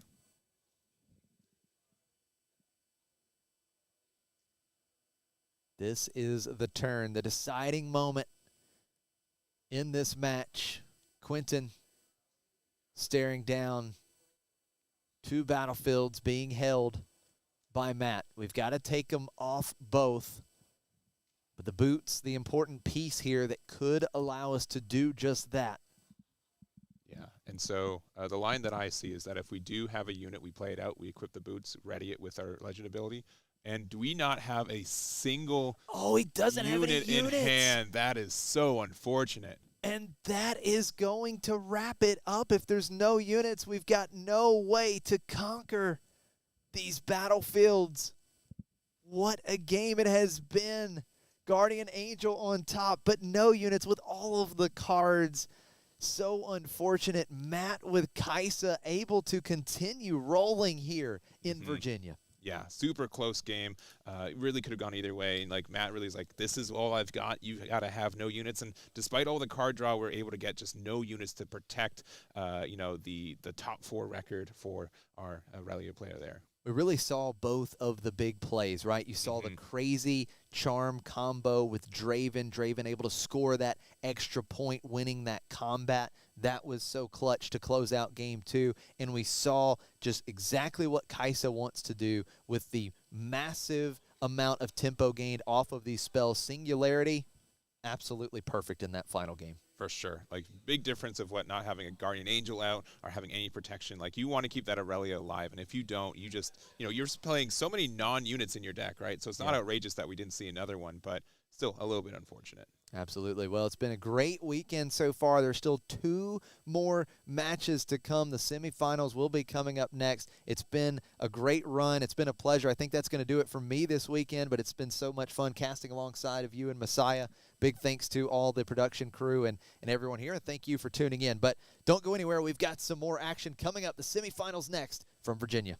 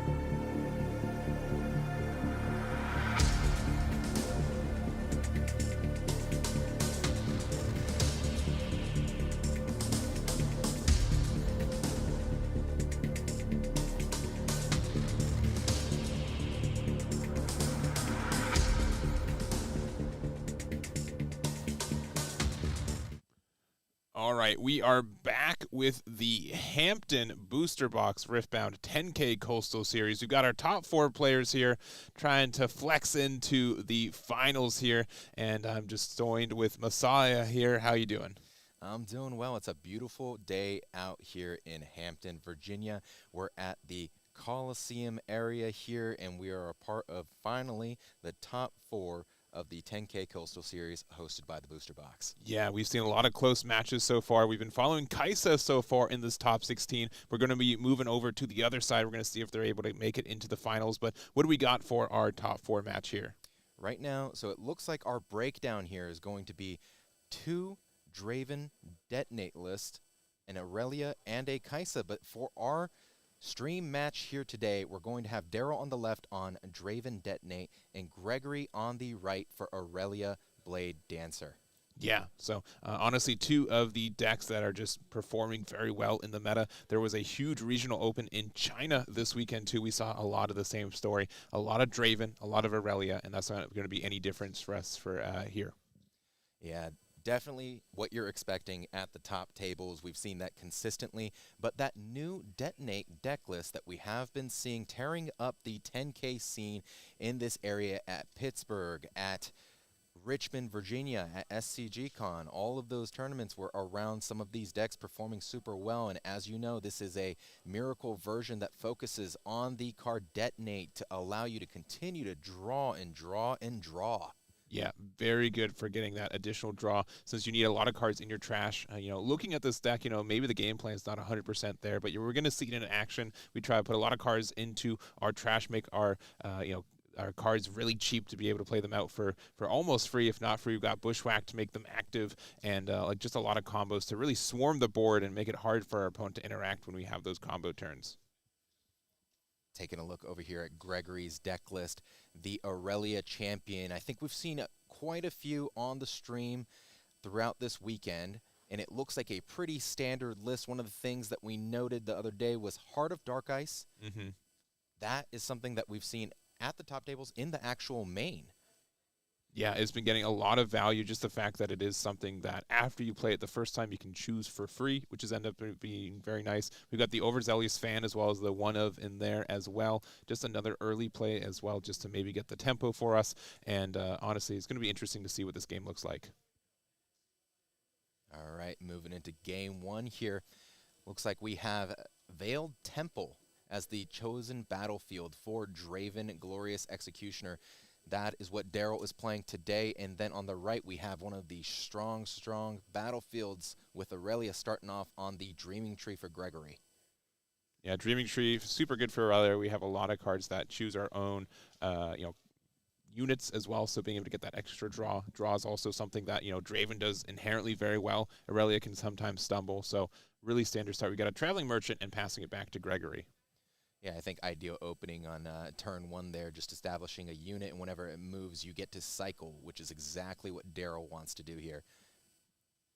All right, the quick pass back. We do have the Sneaky Deckhand getting the first point on the Veiled Temple, trying to maybe prevent the removal there. But it looks like we are going to actually discard 1 from the Merchant, go 2-2, and we will just get rid of the Sneaky Deckhand. Quick to play the Draven for 4 and passing it back to Gregory. Yeah, those quick trades 2 for 2 are incredibly important in this matchup so that Sneaky Deckhand doesn't just continue to gain that point, continue to hold, and it becomes a uninteractable piece there until you get to like 3 points. So you really do want to make that trade, establish your legend, and puts them in a great position on the Draven side. All right, so deciding on the 5, there's always this choice, like, do I feel comfortable enough to play out my Aurelia here? What's the interaction on the other side? We don't have anything for protection for it right now. We don't even have like a battlefield to like maybe hide a Zanya's Hourglass, but we're going to play it at, for 5 and be like, I hope they don't have a way to interact with me. Yeah, 100%. At this point, I think it really is just if it's not coming out into the battlefield directly, they feel a little bit safe knowing that it's more of the miracle version instead of the mid-range version of Draven, since mid-range plays more of the removal off the board and Miracle plays more of that cycling package here. All right, moving the Draven to the Dreaming Tree, getting us our first point of the game here. And then looks like for 3, we are going to be playing out maybe an Ezreal. I think that's the choice of the card we'd want to see. And no, it's going to be a Last Rites. and we are going to be playing out the seal off of recycling one of these chaos. We're going to play it immediately for another seal, and we're going to pay that seal to play a card hidden with the Draven and likely pass from there. Yeah, I think these beginning turns for the Draven detonate version is truly just setting up those seals to make sure we don't run out of those runes, putting together some combo pieces like those gears. But for Aurelia, we likely feel pretty safe here. Now we can, have 7 runes to try to protect this Aurelia. The interaction is going to be a little bit tough, and there's a little bit of a slower start. I feel like for Dale here, we don't have any copies of stack deck that we've seen, no copies of Called Shot, no copies of Ezreal. So if they're in their hand, they're just waiting for, I guess, a better time. But I don't know what's a better time than this. Yeah, I think this is a key turn here for Gregory, putting in that read to say, I know that hitting card is probably fight or flight there, so I will end up getting pushed back. Do I have a way to maybe target my Aurelia and boost it back in, but not going into that combat or trade? Doesn't want to get Draven that extra card draw by winning a combat by pushing that Aurelia back, choosing to go up to the northern battlefield, the Veiled Temple. Yeah, and in case you guys don't know how this battlefield works, it's a little bit of a off-meta one, but I've seen a lot of these Detonate Dravens use it. So when you conquer here, you can ready a friendly gear. If it's equipment, you may detach it. So mostly working in the favor of Daryl being able to, restand our seals here, but looks like we are actually going to use the Ride the Wind to push it back. We're going to now use the Fight or Flight to instead push it back. You do have to recycle 1 to do so. Oh, actually, no, we're actually going to push our Draven back, so we don't even have to lose the rune here. Yeah, I think Daryl prioritizing that, keeping my legend instead of taking that card draw, because we know that Fight or Flight, after that combat, even if it got pushed back, that Aurelia was going to be readied, and it was coming right back in there. Yeah, the key difference is one, we did choose with Dreaming Tree, so we get the card draw anyways. Yep. It also means that we don't have to recycle for the deflect cost, so really just changing, trading a rune for a point, which I think is very fair. Yeah, these types of small ways of making these exchanges are going to build up and truly allow that advantage to be snowballed into exactly what these players want. Yeah, and we're going to be playing the Called Shot. We're going to get the full repeat cost by using both of these, seals here. But again, we do have an option to conquer the temple and get the seal back active. We got the second Called Shot here, thinking on this next 2. Yeah, it looks like that's an Ezreal and a battering ram in hand. They're making that choice. Since the Called Shot was already used, that Ezreal, it will help cycle through the deck and reduce those repeat costs. But will the battering ram reduction in cost be a stronger body to help hold some of those battlefields against the mighty Aurelia? For sure. So we're going to probably decide if we want to try to conquer the temple here, just so we get our seal back, especially if we play an Ezreal, being able to then, again, ignore the might cost is really nice. Yeah, one of the interactions that we do want to talk about a little bit is that Veiled Temple and the Last Rites card there. The Last Rites card, when it's equipped, you do have to recycle 2 cards back from your trash to the bottom of the deck. And what you can do with Veiled Temple is actually you can detach equipments from units. So at the end game here, there is a potential for using that battlefield to attach unequipped, attach again, to keep recycling all of these amazing purple cards like Rebuke, like Fight or Flight, down to the bottom of the deck and essentially stacking your deck with these strong, powerful spells. Yeah, really good point here. And yeah, Daryl just saying, you know what? I don't need to get my seals back. We're just going to use the Dreaming Tree. I think this has a better opportunity for maybe like Fight or Flight to draw another card potentially from them. But looks like we are going to be playing the 4 here. Might just be a battering ram. Reduction by 1. It is going to be a battering ram here. So currently 9 power at this Dreaming Tree. And we're going to pass with 3 open here for Daryl. 9 power is pretty high, but against an Aurelia deck, I mean, she's already restanding on the turn at 5. And it is very simple for her to get beefed up even more than what that battlefield is holding currently. Especially if it's at a Dreaming Tree, it comes with an additional draw that is very big for Gregory. Yeah, and it's a little bit surprising we decided to go Dreaming Tree, right? I think it gives a little bit more opportunity for Gregory to get the card draw, since there's just so many ways for you to increase your power by targeting your own cards with spells. So it looks like we're going to start with the Stellacorn over to the Temple. Nothing to equip, reactivate, or anything, but do get a 4th point for Gregory. Yeah, no gear presence yet from the Aurelia side here. That is pretty unusual in these Aurelia decks. You usually want to see those GAs and the Zonius Hourglasses being thrown down to make sure that, you know, when you go into combat and if there's any battle tricks, you're still going to stay alive. Yeah, it looks like we are going to be paying a good amount here. Is it a 6 for a Draven? Yeah, there is the Draven Audacious. Yeah, it's going to be a key card to try and make that point disparity even larger here. Yep, but there is the pass. And one thing I will say is that I don't think that the Detonate build necessarily has a lot of great interactions for something like this Draven here. So this can, be able to sneak another point if they keep something on a battlefield. You can play around it by just moving stuff back, but, still a terrifying card. Yeah, I don't know if the engine has truly gotten going yet. We haven't seen that Ezreal down in those multiple called shots to cycle through those decks to try and beef up those battlefields with those reduced cost big units like a ton of battering rams and a ton of Rossas. All right, looks like we are going to, okay, I like this play. So here's a little kind of an edge case with Detonate here. So we're actually going to use the, produce the colorless or the rainbow, and then we're able to then detonate our own seal. So we still have one floating for that cost, and we are able to get a draw 2. Yeah, absolutely. That's exactly why this build is so strong. You can use the Detonate offensively, kill an enemy gear, allowing them to draw 2, but also you can detonate your own gears to continue to draw. Not the most ideal target. Obviously, you want to detonate things like the Treasure Trove. You want to get rid of those scrap heaps. Those are the ideal targets for things like this, but sometimes you're not drawing what you need to. You need to take that sacrifice there, that trade, to draw those additional cards to open up some options. Yeah, for 2, we are going to be playing the Fight or Flight. Using it on likely our own Draven. This will still get us a draw 1 off of the Dreaming Tree, and we actually are going to Fight or Flight our own Celicorn back as well to get the card draw in reaction. So I like that. A draw for a draw. Draw for a draw. We're pushing stuff back, keeping the Celicorn active and safe rather. You can get the removal of, or you can get another point on the temple. Yeah, those are those small little interactions we were talking about earlier that start to pile up into that advantage, right?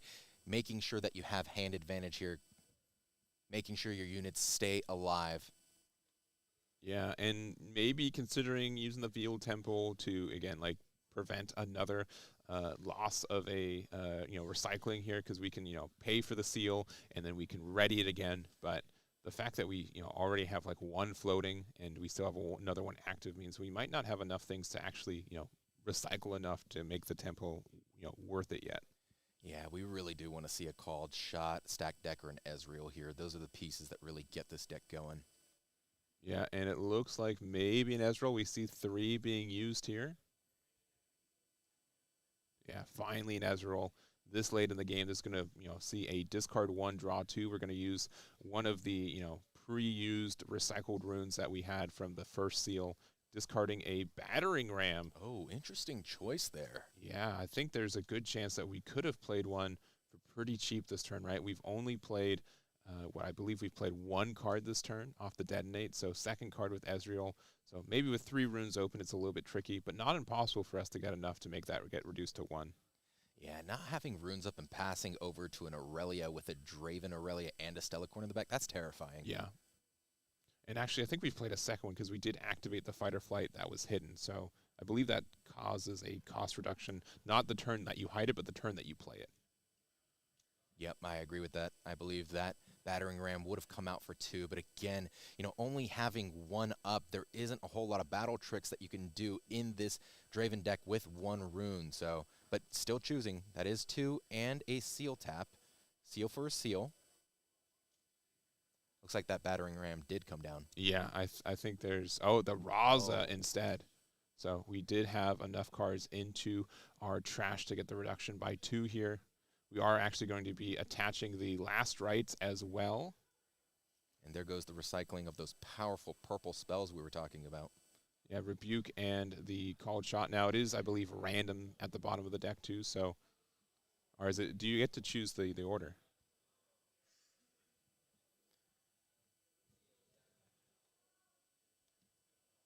All right. Well, regardless, we do have now only, 6 cards left in our trash here. We are going to move up the battering ram here too for the Veiled Temple. This can allow us to either unattach the last rites if we so desire, or re-ready our Seal of Discord. Oh, there's the second battering ram. That was a lot of forward thinking there. That was the battering ram that we ended up pitching. Yeah. Knew it was going to come back after that last rites.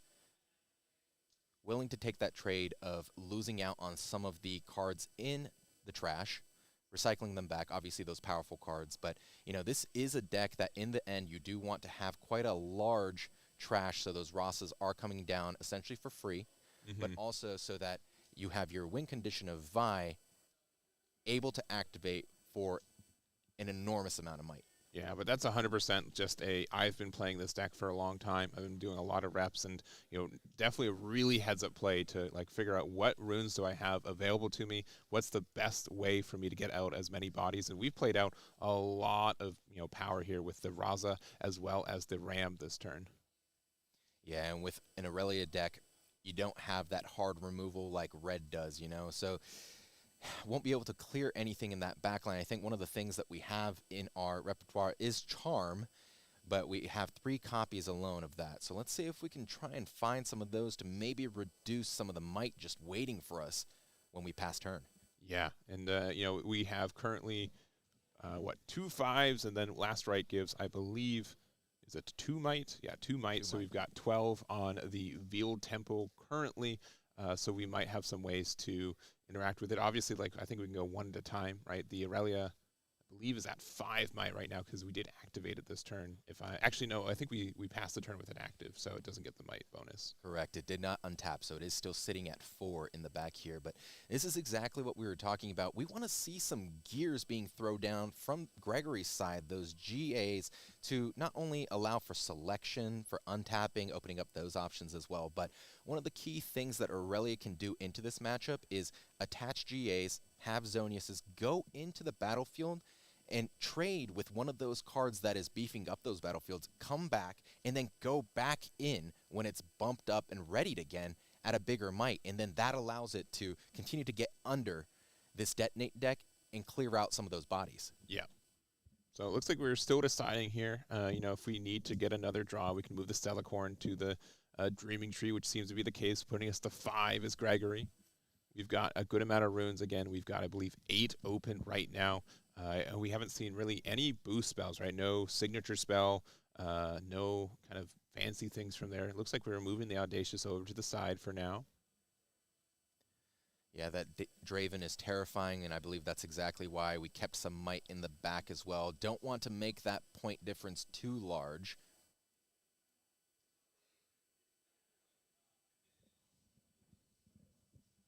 I think this is a key turn here. Daryl currently having no runes up.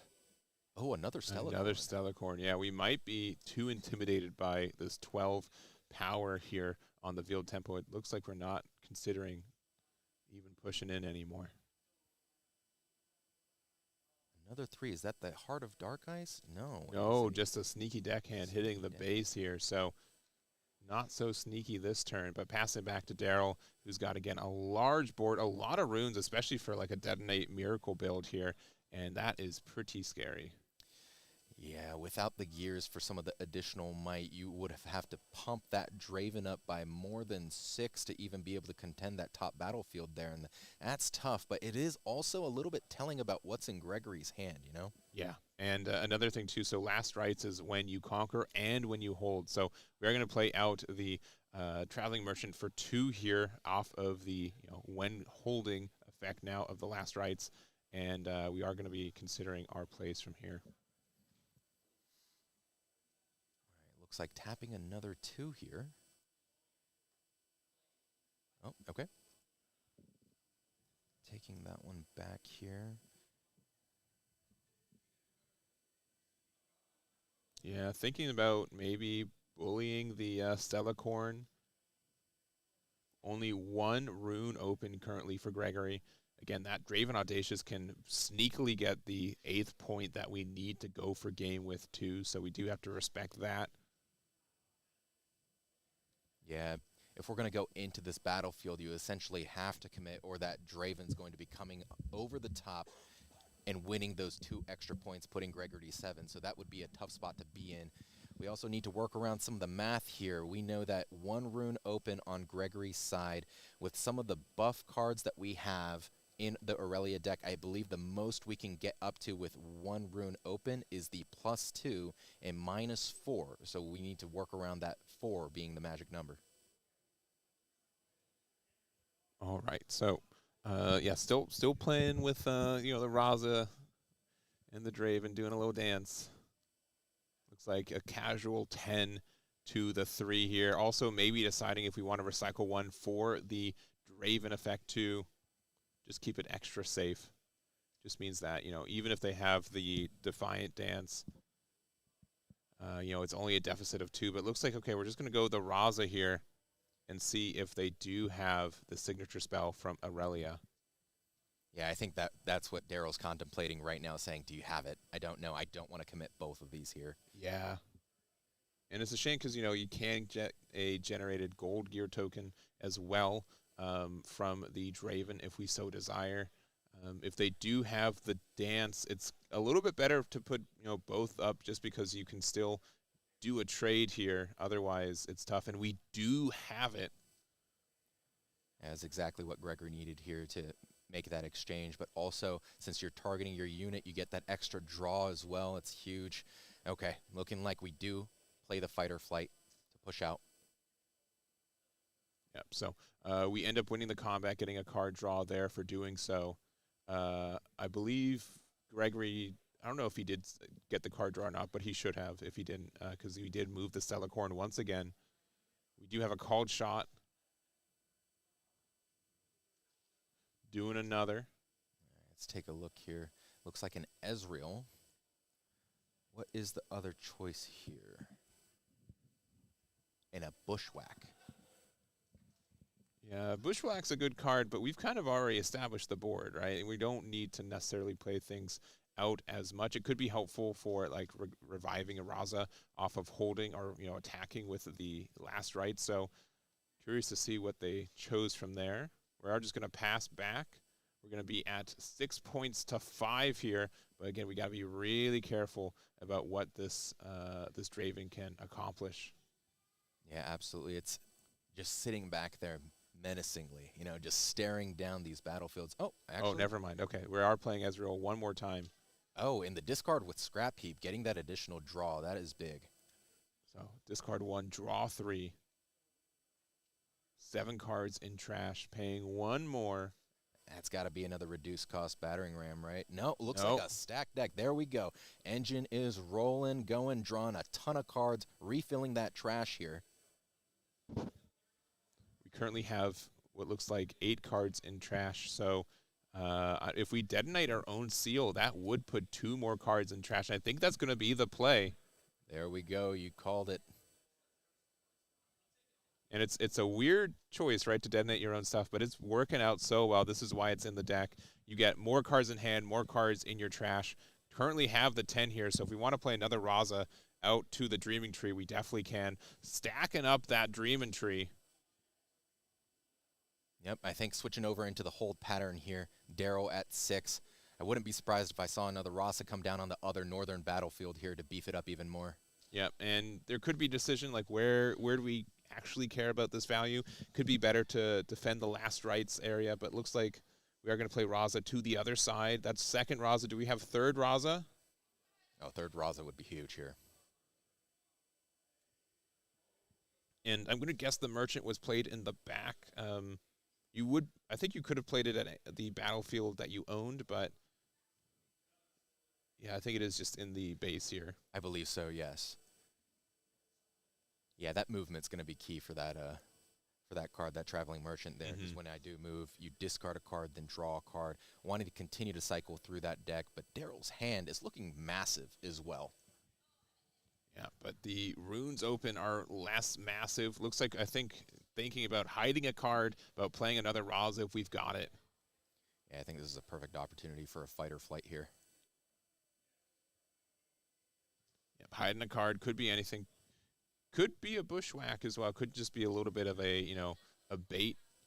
Yeah, I've been loving that cheeky play that folks have been doing, taking the bushwhack, putting it there. Bushwhack is a hidden card. Friendly units enter ready this turn, play a gold gear token, exhausted. But people have been trying to play it around it as if it's fight or flight. So a little bit of trickiness going on there. For sure. So looks like we're passing back to Gregory.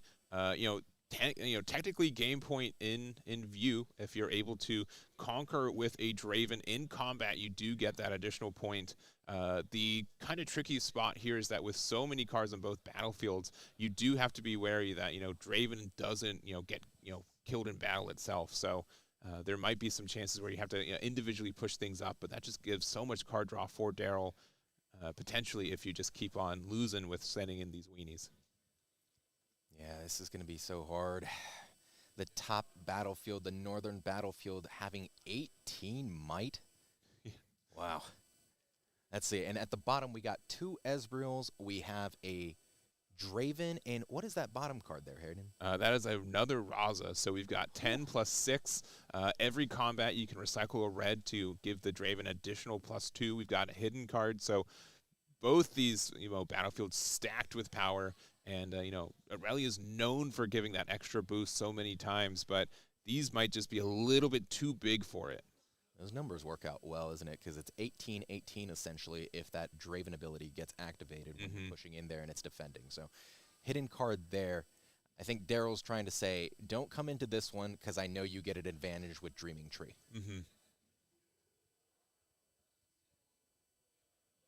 But we've got, immediately a draw 2 on the table here. We could, do double of these Stellacorns, move it to the Veil Temple, draw 2, and at least trade with the Raza, with it being 6-6. I would not be surprised if that Stellacorn went down into that southern battlefield to try and trade with that Ezreal, drawing a card, and if it is a fight or flight or anything, they have to choose, right? Yeah. Do I get the additional draw by pushing that Stellacorn back, or will it die? They probably won't trigger it, so they'll lose one of the Ezreals at least, and I believe that's how you start winning that advantage over this Detonate deck. You get under it, you just keep going in, clearing out the bodies, lowering that might at the battlefield little by little, but again, without those gears to save your bodies, I don't know if you want to take those trades. Yeah, it's a lot, and again, you can offer them a lot of card draw by how many battles you are putting out there. So again, double Stellacorn, we've got our Aurelia champion, we've got the sneaky deckhand and the Draven Audacious. We've got, I believe, 8 runes, if not 9 runes, available to us right now. And there's just a lot of cards in hand too. The choices are, immeasurable. There's so much you could do here for Gregory. I think Gregory is writing down in the notepad, doing some quick maths here. And that's like one of the nice things. You were, you played very well this weekend. You're in this top 4. You were awarded this unlimited time, so you really get to, feel comfortable with making the play without that time constraint there. Yeah, excellent point. Excellent point. All right, so, and again, I think we've got a good amount of cards. Looks like we're going to start off with a Guardian Angel here. There we go. One of the things that we wanted to see right here. And we are going to attach it to the Draven Audacious. This is huge in the fact that, you can now bypass the negative effect of the Draven. If it would die in combat, GA will just save it. So not too bad as a first step here. Yeah, 7 might. That number is a little bit better, just making it big enough to get over that Rasa as well.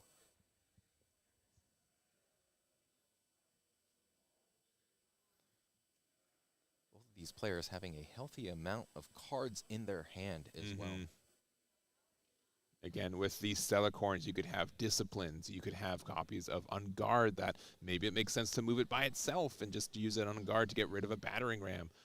Again, so many choices. Taking a quick second to recognize that Daryl and Gregory, both part of the local scene here. Daryl on Team Detonate and Gregory on Team Flex Q. Both teams had some high representation in this area and doing pretty well among the 10K circuits in Pittsburgh and Richmond. Seeing both of them doing well here. Again, down here in Hampton. Not want to recognize that as well. Top 4. What an impressive feat already. Yeah, top 4 is not too shabby here. And again, you didn't get here without some, good decision making. Moving the sneaky deckhand, joining the Stellacorns over there. Let's see, that's 6, and then 7 for Draven, 2. Okay, looking like we're going in for a team combat here. All right, so this is going to offer a couple things. One, double draws. We're currently at 8 plus 7, so we're at 15 here on a board that has a 5, a 7, and a 6. So, yeah, just deciding on the numbers. Yeah, it gets rid of everything but the last rights card, assuming, clears the entire board. We're going to save the Draven Audacious with the Guardian Angel, but we haven't used our Aurelia effect quite yet. Oh, sorry. It looks like we do have the numbers to, get rid of the battering ram with the last rights attached. Yep, choosing that one instead. I'm going to have to select it. Yep, there are those boots. That is a great card here. That'll allow for combat wins up in the north, and then potentially, if we have the might, yanking over and sending that Aurelia in. The coolest thing about this play, too, is that with the Veiled Temple, we can unattach it, reattach it, and then give it back to the Draven, and we can activate it by paying the 1 to reactivate it with the Aurelia effect, and then pay the Aurelia effect again to get that. But it looks like we're just going to take the slightly safer spot here. We're at 7 points here for not only capturing the point, but getting it with a combat with the Draven here. And it's going to be 7-7 here going into our second to last turn, or maybe last turn, right? It's one of these players I think is going to win here. I think a key card here is going to end up being that fight or flight for Daryl. But also, I believe that card could be a bushwhack. It is a bushwhack, yeah. And if it is, everything comes in ready. This is an excellent time for a Vi play, but Defied. That is a huge Defy here. So, nothing comes in active currently. We are going to be playing out the called shot here. Look at the top 2. And we're going to do it twice thanks to the Seal of Discord here. I think it's still the same plan, trying to dig for that second bushwhack. Yeah. And again, I think we've got less than 10 cards in deck. Looks like around 8.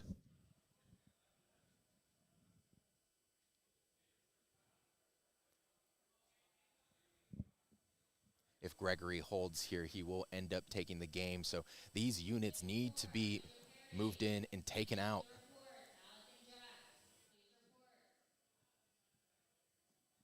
Eight runes to work with. Yeah, which is, again, a huge amount for a deck like this. It's usually operating at this part of the game at like 4 or 5 runes. So there's a lot that you can get into action here. Again, Bushwhack was defied, so we don't have a way to, currently get our cards active. We have a way of cycling. The magic number for Daryl is 4. We'll need to be able to use 2 for Bushwhack, 2 for Vi. All right, looks like moving the Traveling Merchant so they could discard and draw some cards here. Yeah. Also, here's another kind of weird point to think about.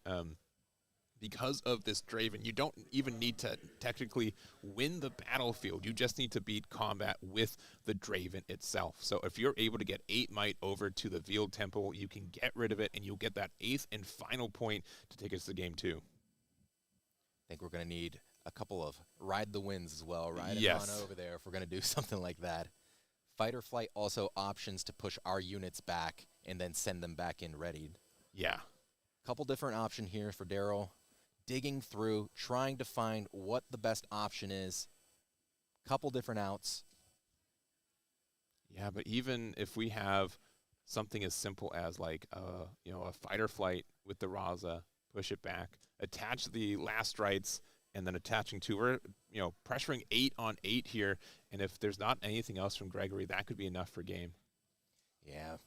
Aurelia always having battle tricks, though. Having 3 Chaos Runes up is terrifying because, Rebuke is one of the strongest cards that you can have. Fight or Flights, Ride the Winds, all of those 9 buff spells that we have that give, if you're selecting Aurelia, an additional 1 on top of it.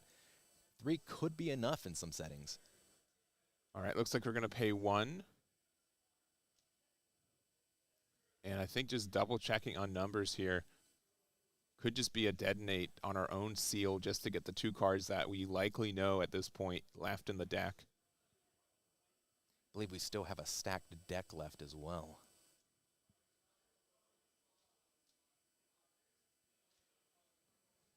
All right, looks like we are, okay, called shot again for 2, just by recycling 1 since we do have an Ezreal out. So 1, 2.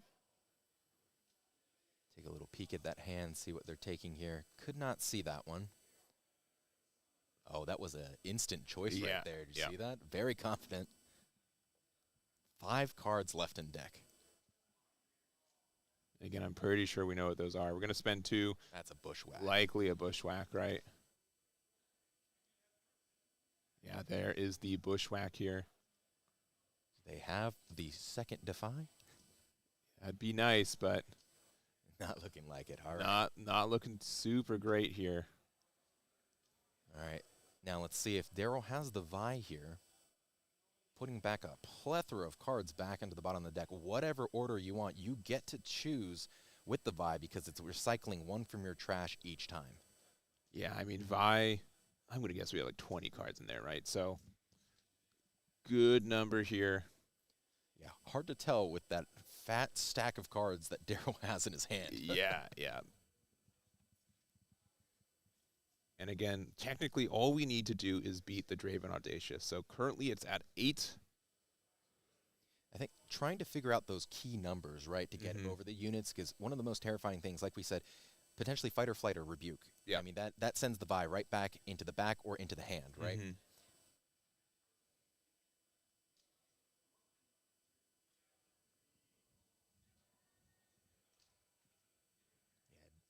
Daryl grimacing here. Yep, All right. it is that Vi. Yeah, there's the Vi's. That's the 3rd card we've played this turn. And I appreciate the dice. I'm sure a lot of people are asking at home how many cards have we played this turn. So with the 3, we're going to pay another 1. And all of these units come in ready. Yes, 100%. So with the bushwhack here, we're going to look at the top 3. All right, 4 cards in deck. We know what the bottom 2 are from the last rights. We know what was recycled. Yeah, and I mean, it depends on like what we're actually trying to accomplish here. But if we had something like, you know, we could have put something to the bottom with the Vi. Yeah, another Raza. Whew. And then, yeah, equipping the last rights, putting 2 cards to the bottom of our deck. We're just, I think, putting it all. Yeah, just being like, I'm putting 2 off the effect of the last rights, and then yeah, we can really just bump up this Vi. All right, so let's do a quick mic count here. So we have the battering ram at 5 with the last rights 7, and then we have a Rasa over on the other side making it 13, Vi at base 16. But we know that Vi can put back a giant amount of cards, and let's see what that giant amount is. 14 cards. Okay, going in. You know you're in a bad spot when the D20 comes out. You can't. Yeah, 10's not big enough. 12's not big enough. Let's get that D20. So we are at 17 plus 7, so 24 plus 6, 30 coming on in. We do have the Defiant Dance there. Being able to put it on the Aurelia, give it the -2, down to 15. Oh, if they're selecting the Vi, we know that it is not a fight or flight in hand. No, another Defiant Dance once again. Going up to 10 on the Aurelia. Yeah, and yeah, not quite. Yeah. Yeah, and again, biggest thing is that as long as we get rid of the Draven in that combat, we don't need to win the point. We just need to get rid of that, and that will give us the 8th and final point. So Daryl takes game 1 with this Draven here, technically undefeated this weekend, right? We did just have 2 ties, which I can see why this deck could be in a tie territory, and we're back with us. So game 2. We're finally here after just a little bit of gameplay there. Honestly, when Draven does that, it does feel like quite the wall of just effects and power. What are you supposed to do about that? I honestly don't know, but like I said, I think one of the pieces is truly going to be little by little. They're in a holding position, little by little, just chipping away at that might at those battlefields, you know, and being able to just go back in with the legend ability, saving your units with those gears that, you know, allow it to not die in combat, things like that, chipping away at it, making sure that you get rid of as many options as possible for that Draven player. But man, with all that draw, we had 4 cards left in deck, Yes. and those were the ones that we cycled back. Yeah, 100%. So we do have to be, knowledgeable of that. I think Daryl's done a really good job. I think the thing that, is maybe overlooked a little bit at times is that this is not an easy deck to play, right? Clearly, there's a lot of decision making. So it's a very strong deck, but it's a strong deck for strong players, right? So that does end up happening and make a big thing. What do you think about the sideboard? Maybe the Thunder Song against Aurelia, maybe a Rebuke, but not sure what I would choose for this one. Yeah, I think the Thunder Song is going to be the key card here. I mean, saying no to all your battle tricks, that is huge. And we've seen it be the MVP in many games this weekend. Yeah, 100%. So, and then we got Aurelia once again. We can have out your boy, the Adaptatron, right? Can start eating some of those seals. Defy might be good. We also have like the Vex. Vex could be really helpful there. Rebuke, I'm not sure if we get enough value from that one, but yeah, the Defy I think is going to be really huge here. Rebuke also an important card. I think that side deck, just have to see how they're going to end up using it out. Hopefully my boy Adaptatron makes an appearance. Yeah, there, yeah. I mean, it's hungry for seals. We'll see if we get there. We got the double obelisk of power here. We saw this in our last game, and our last match rather in top 8. So it's such a funny way to start the game. If you're going second, you've got 5 runes. So Gregory, if they're going second, they can just play out their Aurelia champion on turn 1, which is crazy. And we'll see how these 5 runes really make a big difference here. Yeah, I think double obelisk, meaning that whoever goes first is starting off with 4 runes. They're just going to slap their legends down. Yeah. It looked like taking that option away. Gregory choosing to go, let's see, yep, first. All right, and there's that Zonius that we wanted to see early last game. Yeah, and this is a huge tool, right? Again, either Zonias or the Guardian Angel. Both of these cards just gives us a little bit of protection, lets us be a little bit greedier with our plays for our Aurelia. But again, with Detonate, it's not always the ace in the hole that we're expecting it to be. Yeah, I think it could be kind of a scary position to be in when you slap down that Aurelia and they play a Detonate on the Zonius, and then you enter combat at some area against that Aurelia. You don't have the way to save it. That could be so scary. It really, really can be. So go for it. I think if we play a little bit patiently, though, the Detonate seems a little less scary because, again, that can only be played on your turn. It doesn't have action or reaction speed. So, playing a little more patiently and disciplined, I believe we can play around it a little bit. Yeah, I do agree on that. But the fact that you are giving the Draven player more time to set up, right? It is a deck that can be, I think, aggressed down just a little bit. But, this is going to be something where you'd have to be careful. And we do have the Ferris Forerunner hit the battlefield here. I think that was a side decision there and making a huge difference. We already have 10 power on the top of Obelisk of Power. Oh, man. And with that Draven ability as well, it could even get up to 12. Yes, and in hiding a card too. So I think Daryl's already saying, you know what? I have a persistent unit here. When it has the Death Knell trigger, I'm going to create 2 tokens with the same amount of might. I'm already at 1. I'm going to start holding here. I have what I need in my hand. The fact that, it's turn 2, we played a Ferris Forerunner is also a little wild, right? Oh, yeah, for sure. And we're already passing back to Gregory here, and we have 8 runes. When double Obelisk of Power comes out, it seems like we're already in the end game so much in the beginning of the game.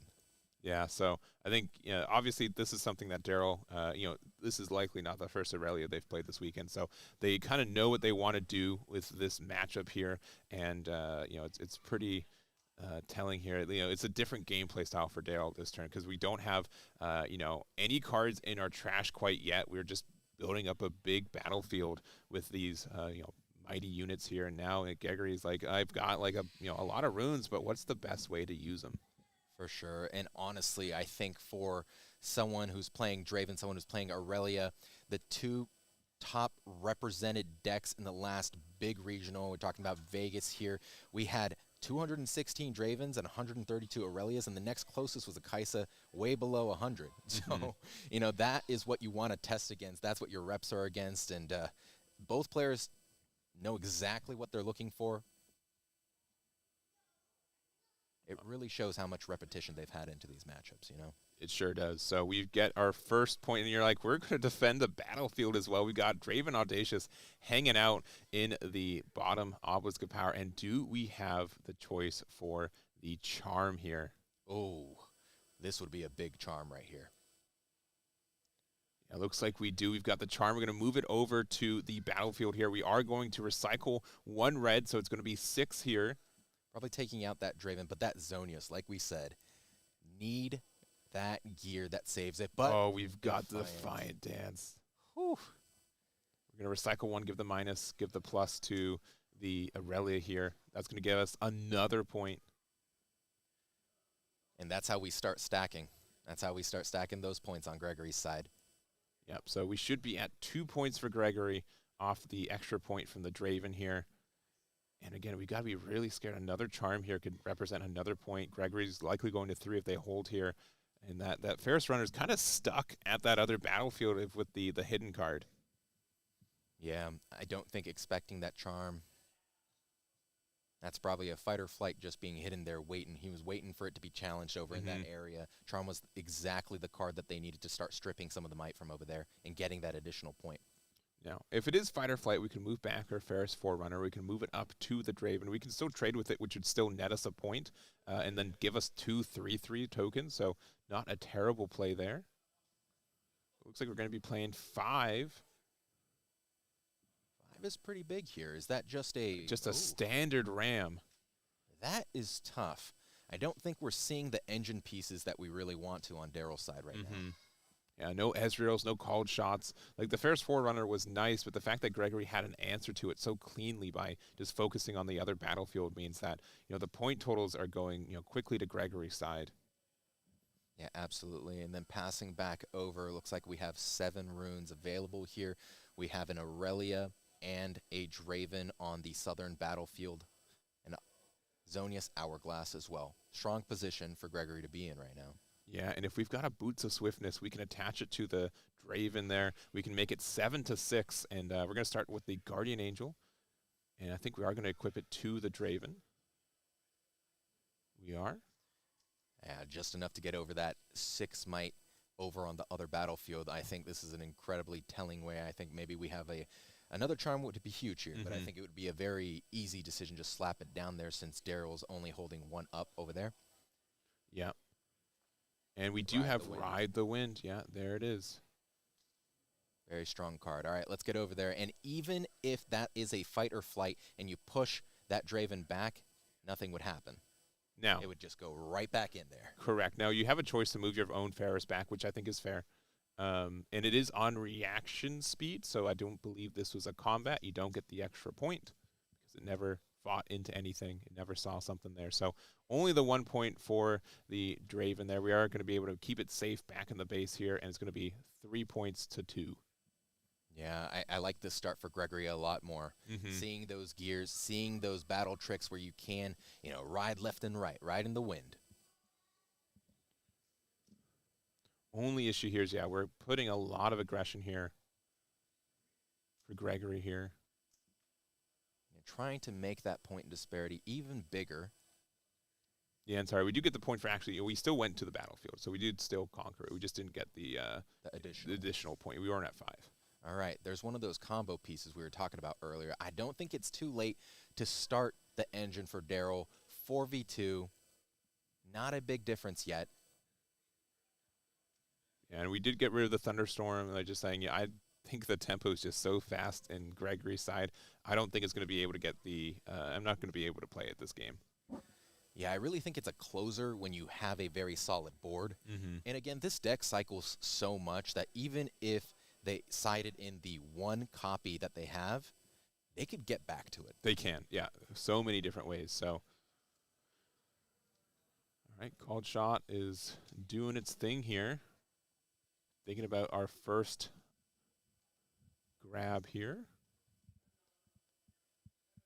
Looks like a second Ferris Forerunner. Choosing to take the other card? Yeah, it looks like we ended up getting it. Might have been a seal that we put at the bottom. Couldn't quite see it. Paying 2, though, for a scrap heap. So it does have a, when played, discarded, whatever. You do get that draw. So Paying 2 to draw 1's not too terrible. Definitely not ideal for this deck, Mm-hmm. but still getting that additional card. And it is a little bit scary, you know, the decision to move any one of your units into those battlefields because, you know, a terrifying backline is just waiting on Gregory's side. Yeah, and you're just so hesitant to even put something into a battlefield because you do have that chance for, again, Audacious to get the double point here. Yeah, I think just trying to beef it up as much as possible so that Draven just can't get in there and just destroy and get all of those extra points. But okay, All right. double battering ram, is that what that is? I believe so. Yep, that's exactly what that is. So we've seen all three here.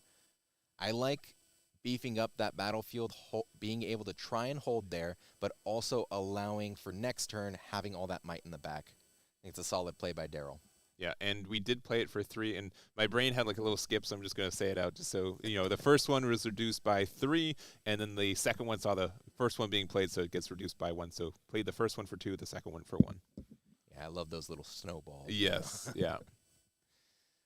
All right, moving back over to Gregory here. We have 4 Calm, 3 Chaos, 7 Runes total. Completely tapped out on Daryl's side, so we know there's no tricks. It is just simple math trying to figure this one out. Now, there are a couple options here. You know, if we're, you know, depending on how greedy we're feeling, we could push the Aurelia up with the battering ram, and we can make it just trade there. We would give a card draw for Daryl, but it would mean that Audacious would have a free way to get that extra point. You know, and potentially a way to move back off of Zonya's trigger. We could just go to, you know, the left battlefield or the bottom battlefield with the obelisk too. So looks like we're going to play another Guardian Angel here. Curious to see where he puts this one. I think I would put it on the Draven so I could just keep doing those trades, you know, because the Legend ability doesn't just allow it to go in restand one time. I mean, if you conquer the battlefield, you could untap it essentially by paying 1. Yeah, oh yeah, there we go. I think I'd like to see better. We didn't attach it quite yet. We just move it up. We proc the first one. We activate the second one, restand it with our Legend ability, and then we get the trade a second time. But if we got the Defiant Dance, there might just be math to even just bypass all of that now. Yeah, with Daryl being tapped out here, I think that is a very simple take. Both units die, create 2 mech tokens. I got that combat win and that conquer. Yeah, so now we're at the, you know, big 6 here. If we want to, Aurelia can move over to the obelisk to get our 7th point, which looks like to be the case. Gregory, you know, leaping up here. Yeah, I think that was a great move. That Draven just sitting there with 8 might base as well. That is very solid. We saw 1 buff spell here. We got, tapping out with 4. Okay, yeah. And again, with so many of these Guardian Angels with the Hourglass, we're moderately safe now. We do have, obviously, like, Destruction known in the deck here. I think we are at 7 points for Aurelia as well, because we started the turn on 4. Oh, no, a Thermal Beam. That oh, is my gosh. the exact card. Wow, Daryl was waiting for that one. Huge change here. We had, you know, the double Guardian Angel. We had the Hourglass here. This is just going to get a clean trade here. They're completely tapped out. No cards in hand for Gregory. Wow, the exact card Yes. Daryl needed. Oh, wow. Crazy. But with the amount of card draw, I guess it's not strange to see exactly what you need when you need it. Yeah, so we're going back. It's going to be, you know, we get the point there. We're going to get the additional point for getting from combat. So I believe we're at 6 points for Daryl here. And with just a Stellacorn in the back, going to end up passing and drawing that 1 card. I know the Stellacorns are going to be able to move to draw an additional card, but it really depends on what that top deck is, because right now it would end up dying on the northern battlefield and just trading the mech on the bottom, and that's not really a trade you want when you have 1 card in hand. Yeah, there's definitely ways to get there, right? You can do something like unguard, and then you're able to, you know, you can do some trickiness where you move it up, unguard, and then you're able to, you know, get some movement, some restanding. So it really depends on what these top cards are. And it's still very scary for Daryl, but we did just get the Raza on the board here, and I think maybe a second Raza. No. But we've got at the north battlefield 3 + 2 + 5, so 10, and then 9 on the southern one. Let's see what the top deck is for Gregory. This needs to be like a movement draw, discipline draw, and it is a GA. So it's still a chance here. We can equip it here to the Stellacorn. We're currently at 4 power. It'll end up going in, trading, coming back, getting that draw. Yeah, so we get only the draw from moving up.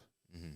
Yeah, and we're like, all right, what's our best numbers here? It looks like we are going to try to get the draw, see if we get an unguard or something, which would be huge. Yeah, a discipline to potentially buff and draw an additional card. You just need to keep drawing into those cards, as many as you can. Biggest thing is that we're not immediately losing here on the other side. All right, for 2. Could be discipline. There we go. It is discipline. Now, I would have actually liked to see it beforehand because it stays for the turn. We could have traded with Raza with that discipline there. I agree there. Yeah. That's a great point. It is that reaction speed, that discipline. Potentially holding on to it for the selection, though. Yeah, but we can. I guess you're right. We need to keep it active. You're right, but it's so tough. We got to find. Yeah, nothing there. Yeah. And without perfect knowledge, yeah, it looks like no matter what the top cards of our decks were, we just weren't getting them. But Gregory put a really good fight up, really scary game. Quickly getting to 7 with that Draven Audacious. It really could have gone either way. Yeah, for sure. Man, that Thermo Beam, exactly the card they needed, exactly the card that you didn't want to see. Yeah, you did not want to see that at all. No. With all those gears on the board, but what a great game. 100%. Yeah, really love to watch that one. So we've got one of our top 2 champions here going into the finals here. We're going to have to see what our matchup on the other side. We did have another Draven versus the Kaisa that we've been following previously. So we'll have to see what's in that finals here. But honestly, some great games and can't wait to see that. Very excited. We're going to be going into our top match here. We'll be right back.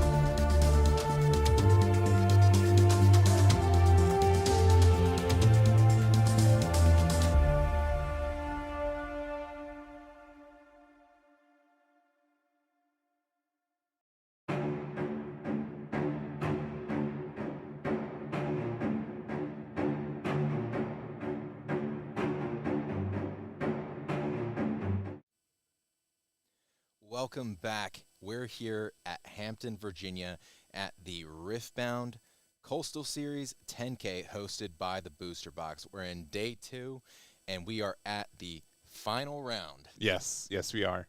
Yeah, and it's probably going to be a long one, right? We've got quite the matchup. What we got at these final 2 seats?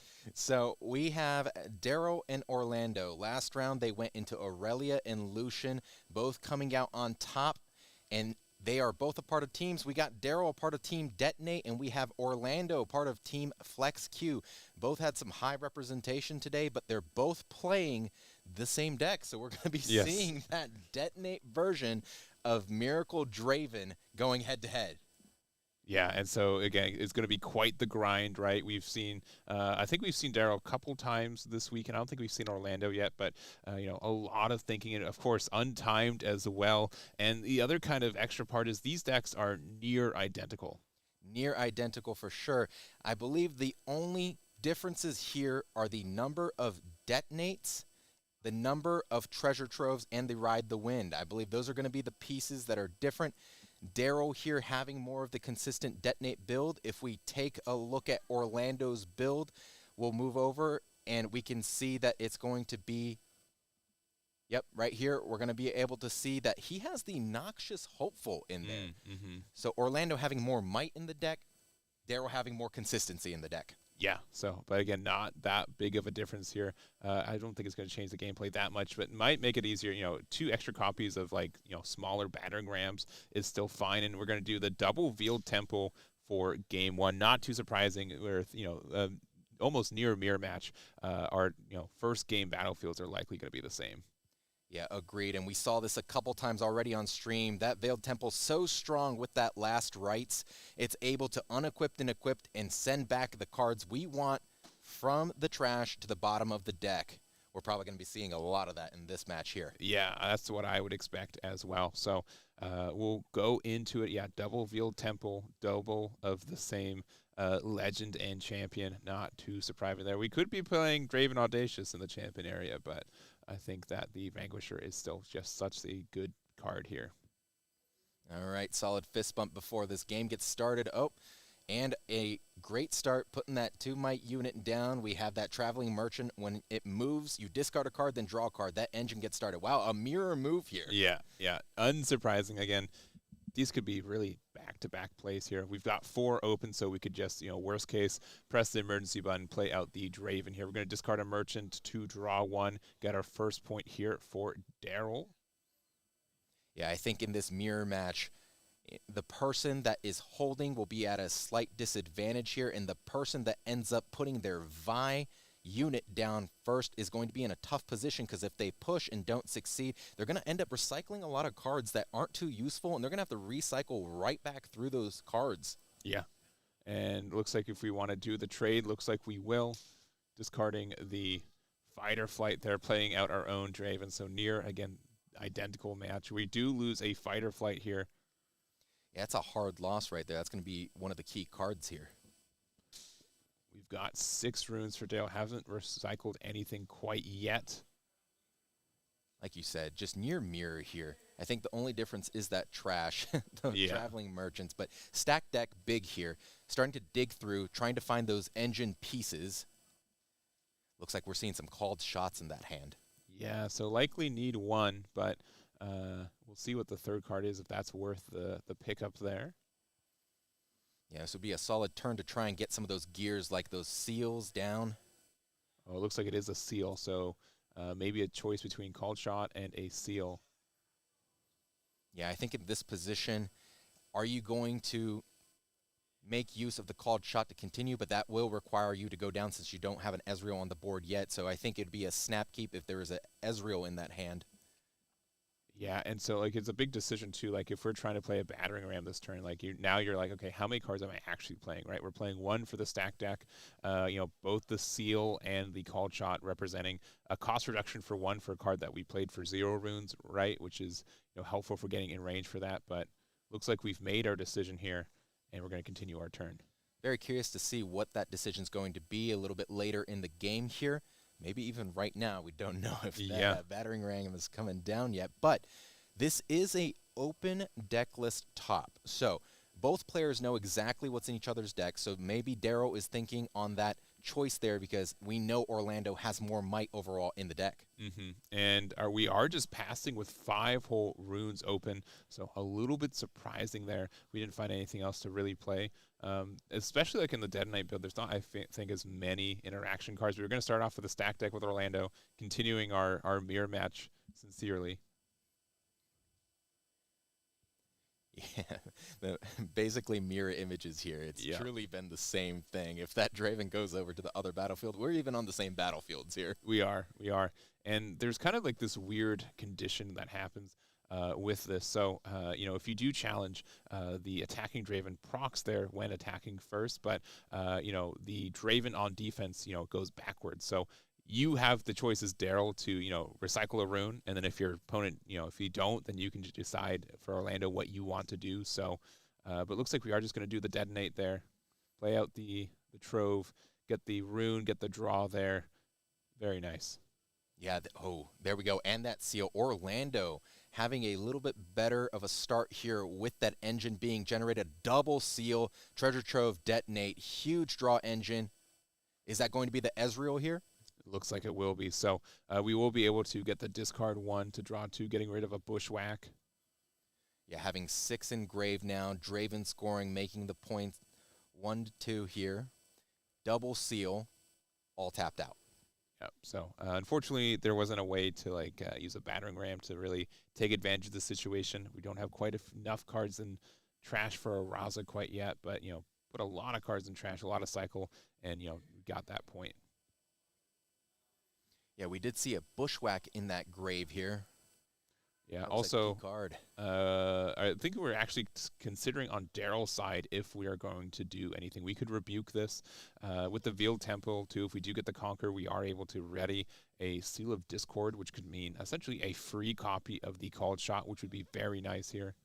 I think that's exactly what the plan is here. So Daryl trying to put that answer in here. And we're going to fight or flight it back. Okay. I think that is the move. Rebuke not as strong in the mirror match right here for detonate because they just do get a lot of units for free. Even if it just goes back to your hand, you're playing that for basically such a reduced cost that it doesn't warrant that whole 2 power, 2 energy exchange that Rebuke requires. For sure. And so we got the stack deck to start off the turn. Look at the top 3, finding something, randomly putting 2 at the bottom here. All right. First card of the turn. Second stack deck here. Such a strong card. Just being able to pull exactly what you need. Obviously not as strong as that Called Shot, but okay, here comes a seal. And that 3 for that Ezreal. There we go. Same engine starting. Discarding the detonate, drawing 2.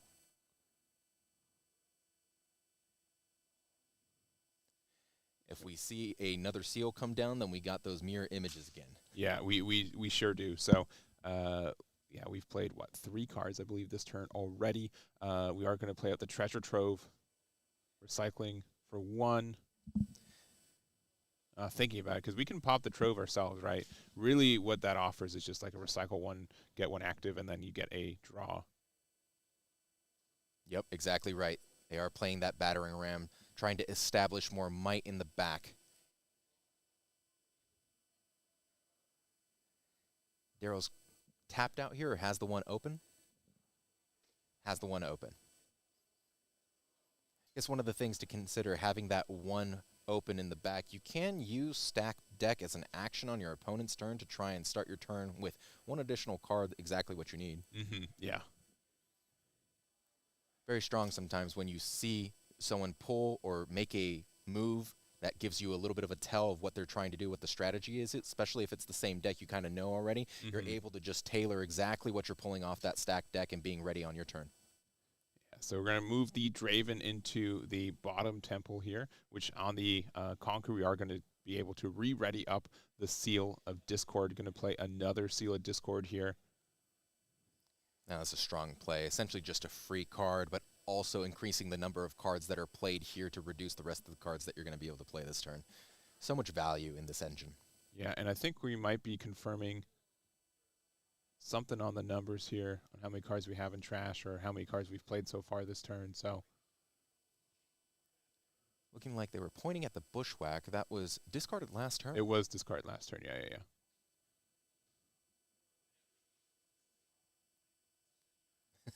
Lots of laughter. These folks were talking together and basically checking in with each other all through day 1 and 2. Good friends here, playing the same deck. I guess they were making some changes to the deck without telling each other. Oh, really? I gotcha. Yeah, so we go up to 2 points for Orlando here. We're going to play Raza here. We have to pay the 2 and just, tap a Seal of Discord. We got Battering Ram that we get to play for I guess, reduction. Oh, and then 2 more. Wow. That is a lot of power on both these battlefields. So for the northern one, we've got a double 5 and a 3, so 13. And at the southern one, we've got a 6, 5, and 4, so a big 15 there as well. Yeah, I think being ahead in points is definitely a strength in this one because you get to continue to commit the minimum each turn. However, with having so much might already on Orlando's side holding both bases, we are going to have to hard commit a couple units here and a lot of cards to try and get that off those battlefields. Yeah. Orlando with 2 open and 2 seals open as well. All right, called shot, and that is a seal, and I believe the other card is the Vi. Which can be, you get these situations in this deck, right? You've got your one-ofs, right? You're like, I need to see this sometimes during this game. Is it worth giving up a seal right now? A lot of decision-making for a lot of these decks. Daryl keeping us in mystery here every time Yeah. he has a called shot. I don't know what he's grabbing, but Orlando showing us very clearly, this is what I'm grabbing, camera. Yeah. So again, 2 runes open for Orlando here. We've got some really large boards here, and it looks like we are going to push up to the northern one. We do have, a battering ram. I think it's 14 to 13 right now. Only a 1 might difference. I think here Daryl's saying, show me that fight or flight here.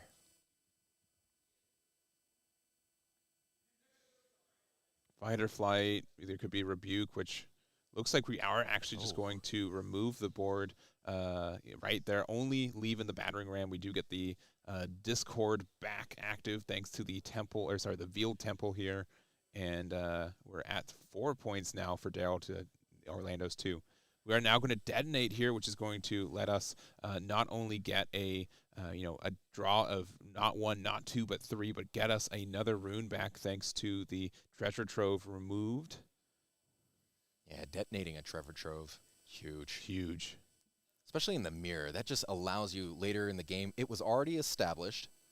Later in the game, committing a little bit less, detonating it, getting all that value, especially after Orlando committed so much of his hand to that battlefield on the north and the south, and then taking that loss on the north here, that hand advantage is going to be huge. All right, so it looks like we are going to play a seal for a seal.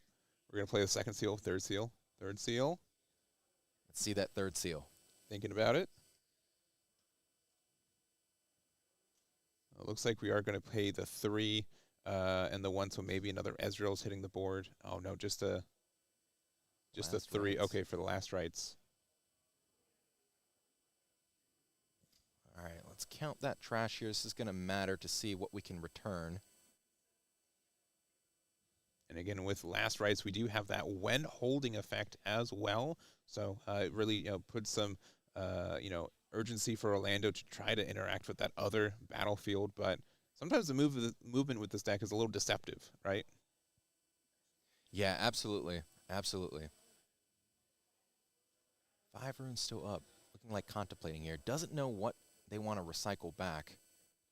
If they even want to do it. Sometimes it's a little early, because once it's attached there. I mean, they are on the Veiled Temple, and it's not a hold trigger. It's a conquer trigger. When you conquer, you can ready a friendly gear, and if it's equipment, you can attach it. So, yeah. So putting 2 cards at the bottom, called shot, and the fight or flight, which is in random order since they're recycling there. We do get the attachment there at 7 currently. Not sure how many cards in trash, but I think we have at least 10 at this point for Daryl, if not very close.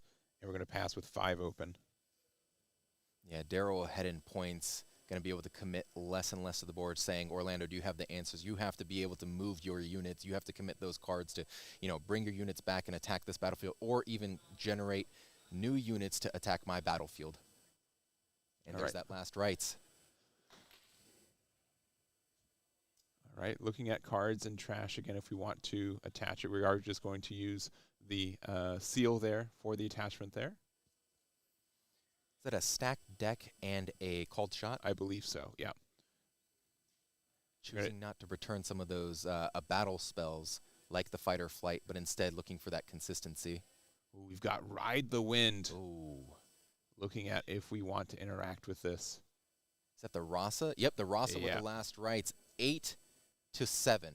Yep. Perfect number. Perfect number. We've seen so many of like these one power differences in this match already. This is going to be huge. Not only is this going to be able to get rid of this, but if we do have another Raza in our trash, we're able to play it out. But we are going to spend the expensive Rebuke to remove it from the board. Raza is just so easy to play once again, though, when we have our trash set up the same way. But I think this is the first one of the first combat wins of the game, right? So we do get a draw off of that. Yeah, that draw is big. I think the person with most cards has so much more utility, so many more options to play here. Oh, looking like going to detach. Yep. Yeah, just confirming how many cards are in the trash here. Yeah, making sure the magic number is 12 there, right, to make sure that Rasa is still going to come down for free. Yeah. So Raza's going to go back to the Veiled Temple. All right, bringing back that Battering Ram and Draven. Yep, attaching, and what's returning this time? I think this time it'll be those combat spells. All right, and there's that Noxious Hopeful we were talking about during the deck list discussion, adding just a little bit more might into Orlando's deck, putting a unit in the back, having a full team to swing with next turn. Passing over with 3 runes up. So 3 runes up, but we did actually, get to hold with the last rights here. So we will be able to play something from our trash if we so desire.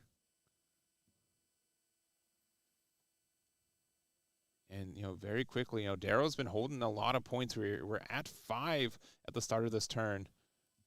And, yeah, just deciding what we bring back with these last rights.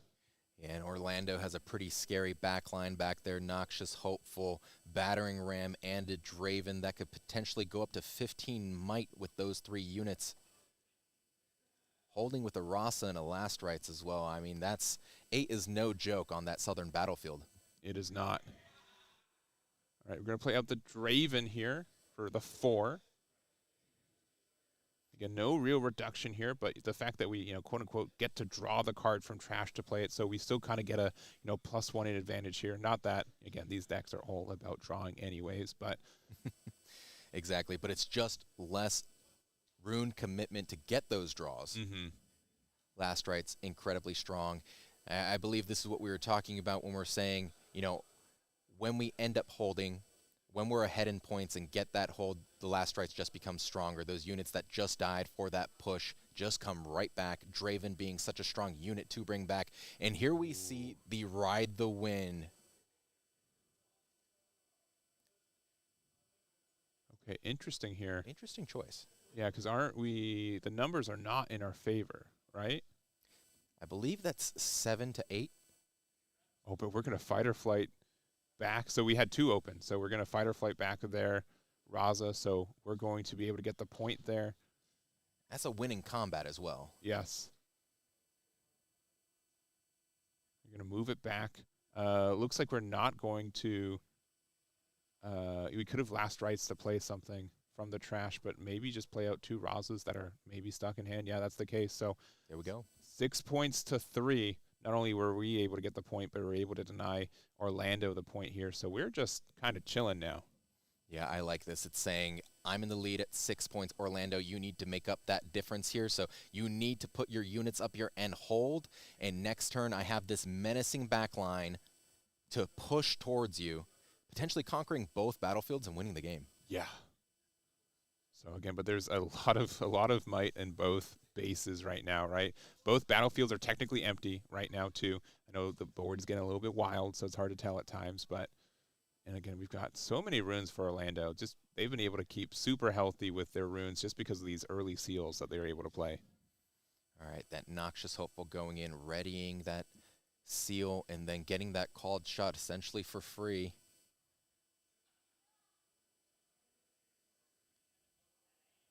Yeah, I don't know. Just called shot for essentially free this entire turn so far is wildly good. And then we can, again, go here. Raza's able to not only get the point here, we're going to 5. We're able to, again, ready the Seal of Discord, and then we're going to pay for something from our trash from there. So it could be like an Ezreal. I believe that's going to be the Ezreal there.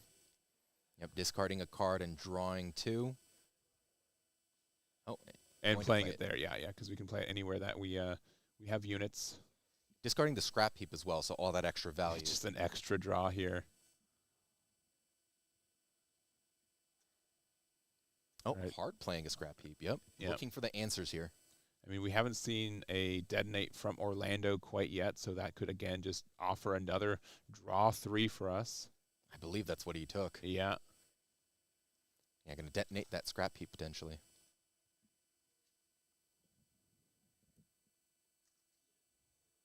Looking at power here again, these are at the base, not the battlefield, but we've got double Raza, which offers 12. We've got the Draven, which is, base 4, but can make another 6 there with the, additional rune recycling here. We've got a battering ram with a shovel, making it 7.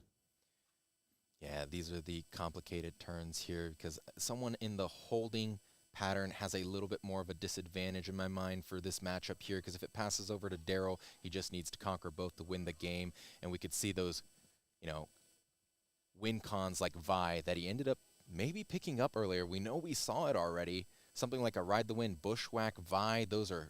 Oh my gosh. Okay, so real quick, let's see how my quick maths are going. So we've got a, I think triple Raza. One has a shovel, so we're at 20 just from that. We've got an additional 11, so 31. And then we've got the potential of 2 more in case we need to from the Draven. So 31 going on to 33 on that bottom Veiled Temple currently. Yeah, I think Orlando's saying, okay, I'm only going to give you 1 here. Yeah. Oh, but still 3 runes up as well. 2 Chaos, 1 Fury. Lots of battle tricks left. That deck that Daryl was counting right now is the thickest I've seen it. Yeah, in the streams that Daryl's been on. So not drawing nearly as much, but still about half of the deck, right? It's just so much. So the only kind of saving grace here is that Orlando's only at 5, right? If Orlando was at 6, we'd be kind of worried for them to go up to 7 at the start of the next turn and maybe push for 8 on the other battlefield. We're at 6, though, for Daryl, so there's a solid chance that our response is just to take the Northern Veiled Temple, do the same thing, put 30 of our own power or so on that one, and just hope that's enough for, not enough interaction from Orlando. I agree. Taking that Northern Veiled Temple there and deciding to hold there with all your units, all that might, you're going to end up going to 7, and then if Orlando can't answer it, since all of his units are over there on the southern battlefield, it'll pass back over and Daryl will end up winning. Yeah, and I think there's some cool interactions that we could happen with it. So, for example, we could put a Raza up there first into the top Veiled Temple. It will trade with the Hopeful, and then we can get the battering ram up there, and we can just play out the Raza once again. So that can save you a lot of cost if you need to. Yeah, there's a lot of plays, obviously, with so many runes, so many cards in hand, and so many cards in trash. Yeah, that would be a fantastic play. Mm-hmm. I mean, there may be some alternate avenues with that huge hand that Daryl has, though. So there goes that stack deck to see if we have different answers here.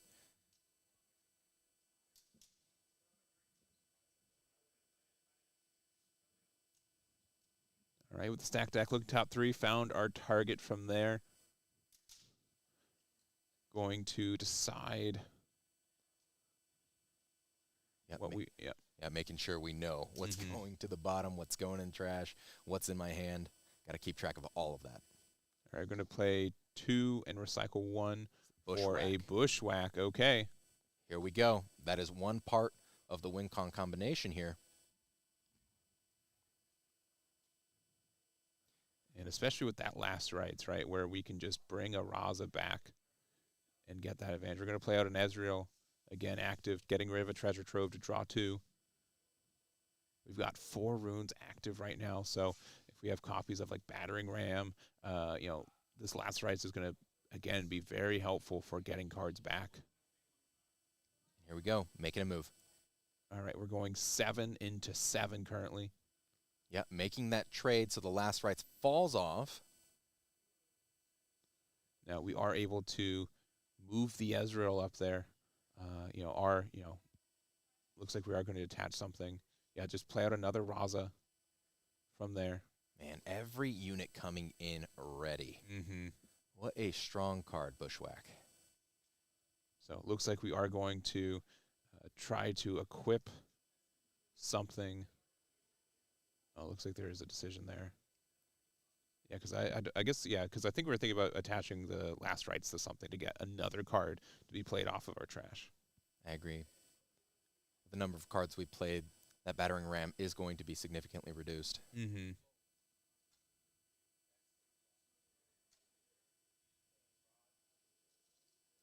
Probably checking how many units we can play as well. Yeah. There's just a lot of possibilities. I'm trying to think if there's something fancy you can do with the Veiled Temple where you can then detach the Last Rites and then attach it again.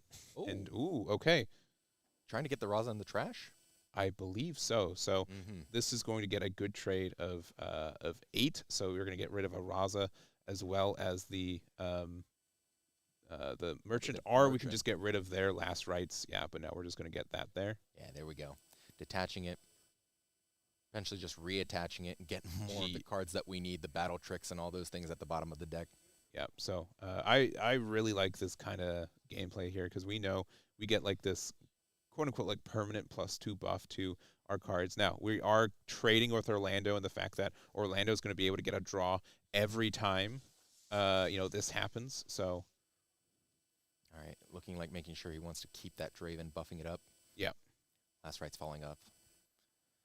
All right, so currently we've got double 6s and a 5, so we've whittled it down to 17 might on this southern battlefield, but it's something that, if we keep bumping with Draven every turn, like it keeps getting bigger. Every time there's a combat, we're giving Orlando another card draw every turn. Looks like we're going to go into the Ezreal here.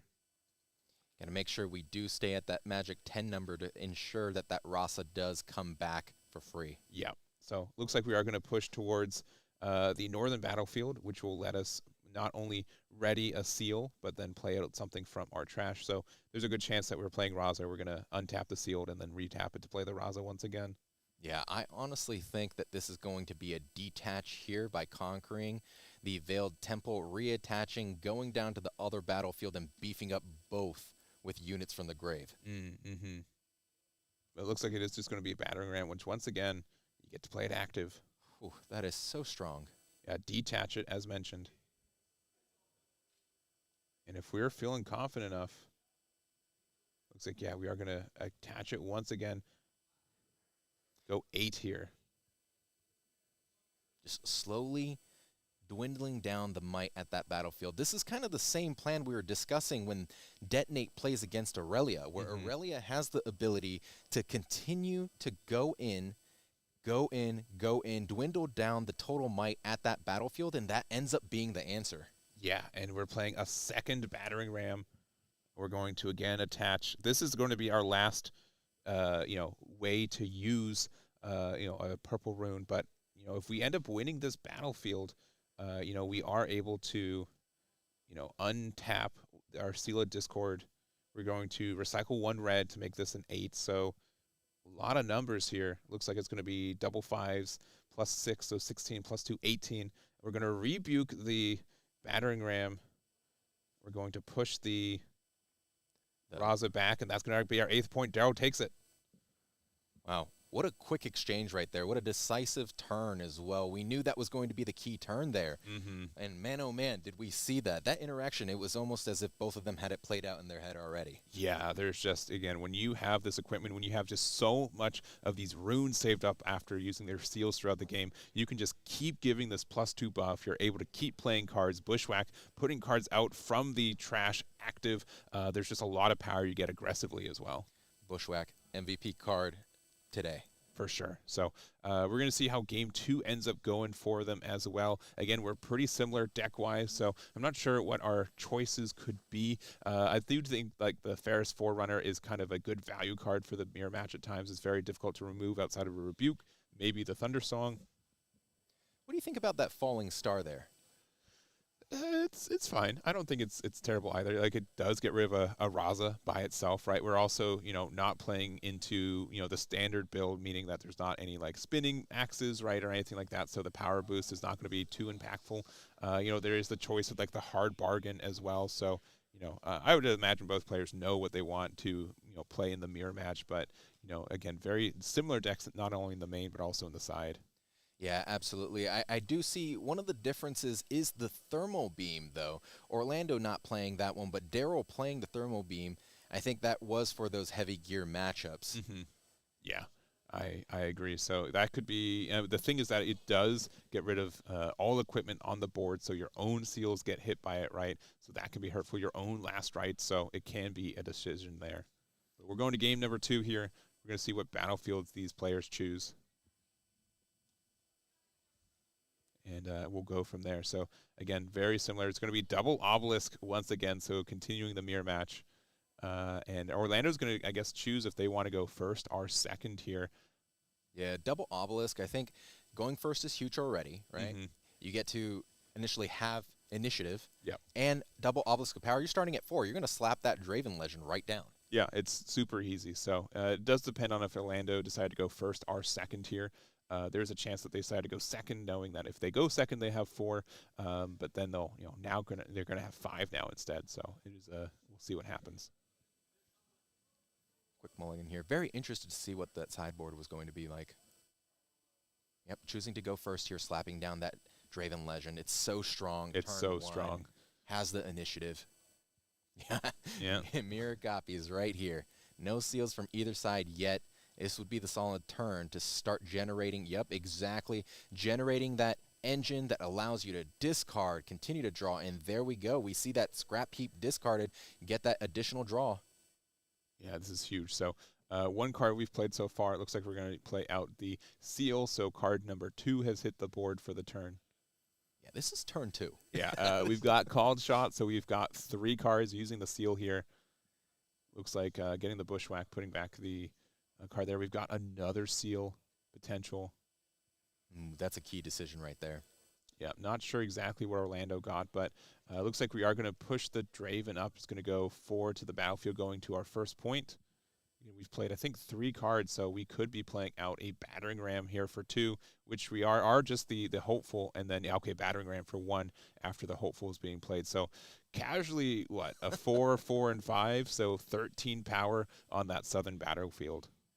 Not just that, a total of 4 or 5, that's 9, and then the Ezreal as well, playing about 12 cost worth of cards there. Yeah, just a lot there. So I'm going to start off with the stack deck. First card here on the turn for Daryl. Look at the top 3.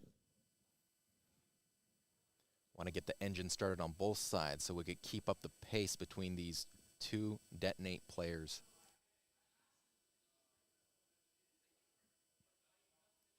And Called Shot, absolutely amazing card. Mm-hmm. Yeah, a lot of, especially with Ezreal, even without Ezreal, right? Just the idea that when you're all about playing cards and putting cards in the trash, the fact that you can spend 0 active runes and be able to use the call shot makes the big difference. Is why a lot of these decks, I think, are able to survive and be the way they are, is they can cheat out some cost reductions using the call shot and draw some new cards too. Looking like Daryl choosing to go to the northern battlefield here, scoring the points, keeping it even. Yeah, not surprised they weren't feeling like, trying to battle on that southern one. We're going to play our own Ezreal. It's going to be at the battlefield itself. And looks like we are going to be, let's see, maybe playing out a Seal of Discord ourselves. Oh, you get the discard 1, draw 2 first. You're right. Traveling Merchant there. Same card that Daryl discarded last game in the beginning, seeming like there's not a whole lot of value if it's not coming out. Obelisk of Power games where you already have so much runes in the beginning, not necessarily needed as that quick 2 rune unit. Looks like we're for one, maybe playing another stack deck. Yeah, so this will be the third card that we've played so far this turn. I'm seeing a Rasa in there as well, so it may have potentially just went to the bottom of the deck since we only have 3 in discard right now. If we have, I think our best play here is probably going to be a seal into a called shot. Doing so would, okay, well, you can just also play this for 2. That's also just fine. Yeah, it looks like Daryl choosing to beef up that northern battlefield and going into a hold strategy. But again, pretty similar boards already. I think Orlando being able to find and establish a seal is going to get a lot of dividends. Obviously, just playing another one right now. Yeah, Orlando truly seeing all of those seals and those value cards for that engine with the called shots, with the scrap heaps, getting additional card draw. Very big here.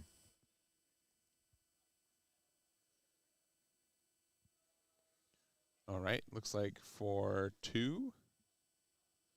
And the seal here, we are going to be playing out maybe... To ride the wind? Yeah, I'm trying to think what okay, bushwhack, sorry. So they have to keep it red. So that does also give us a gold token. Well, I imagine this is going to be some more noxious hopefuls and some more battering rams here. Okay. Just a seal?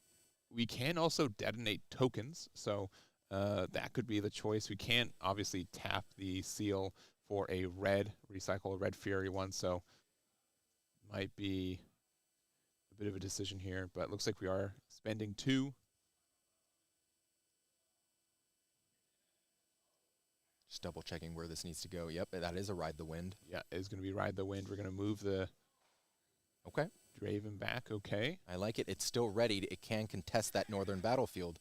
Choosing to use the Draven ability, pumping it to 6. 6 into 3 from Ezreal to 9, and then was that a rebuke? Yeah, we get to, alternatively choose if we're defending ourselves, so. Correct. It is the attack and defend triggers first. Yeah. So technically, Daryl had the choice to do it first, because you activate the attack, you activate defending it, procs backwards. So resolving that chain backwards, absolutely. All right, so not doing that. We are going to rebuke, likely what probably that Draven. Yeah, the Draven's probably the good choice because we're still going to be winning by 1. Yeah, it's a little bit the battering ram. You don't really care about putting that card out again. So we are going to keep the Draven around. We are going to get another gold here. We do lose the Ezreal, which is still an important piece. We're also only at 2 runes for Orlando, but all our future kind of recycling should be pretty cheap for our runes for the next 4. Yeah, getting that additional draw off the combat win as well was really big, trying to replenish that hand. 2 runes is tough, especially with no chaos runes. Yeah. But we got those seals up top. I think Orlando's saying, I'm okay to take this next turn with 4 runes. I do have these seals. I have these gold tokens. Mm-hmm. And we've got Daryl at 1 and an empty board, which, again, the Miracle build's not always as good at putting cards out on the board quickly and moving them outside of Bushwhack, which I think Orlando showed, you can use it pretty aggressively early as well, but might not have the setup to be able to take the same advantage that Orlando did. Exactly. With those seals and the gold tokens, Orlando could continue to build back up. And I think with an empty board, Daryl's going to have to recycle a couple of those rooms to get in a similar board state. Yep. So again, we've got 8 runes right here. We've got double Fury, double Chaos. We've got only 5 cards in our trash here, which, when we have a double Obelisk, the amount of runes to cards in trash might be a little deceptive at times. But it looks like we're going to start off with maybe a called shot. Tell Daryl's it's in a pretty tricky position here. Yeah, I think he's thinking, do I want to start establishing these seals in the back, setting up a similar board position? But man, oh man, those points, if Orlando has both battlefields when it passes back over, he's going to be at 5 here to Daryl's 1. And that point disparity is going to make a huge difference. Orlando is going to have to commit less to the board. He'll be in a better position, and that's just really tough. Yeah, and again, I feel are in more of an advantage in this deck when you're attacking than defending. So because of that, too, you're going to be able to get to 5 points, safely move things back. And then we are actually going to start with a Bushwhack of our own. So, saying Orlando can do it, I can do it. Let's see what we can do here. And there we go. I like that Bushwhack card. It has been truly an MVP. And there's that seal we were discussing. All right, so we've played 2 cards already this turn. All right, that might be a battering ram here. No, okay. That's going to be Ezreal. So we've played 3. We're going to get rid of maybe a detonate. All right. Still thinking on the discard here from Ezreal.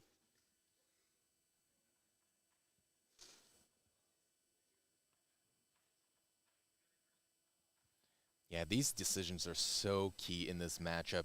What you discard, I mean, although you can get it back when you don't have the engine established, I mean, that deck is still pretty thick and full of cards, so you're probably not going to see it for a little while.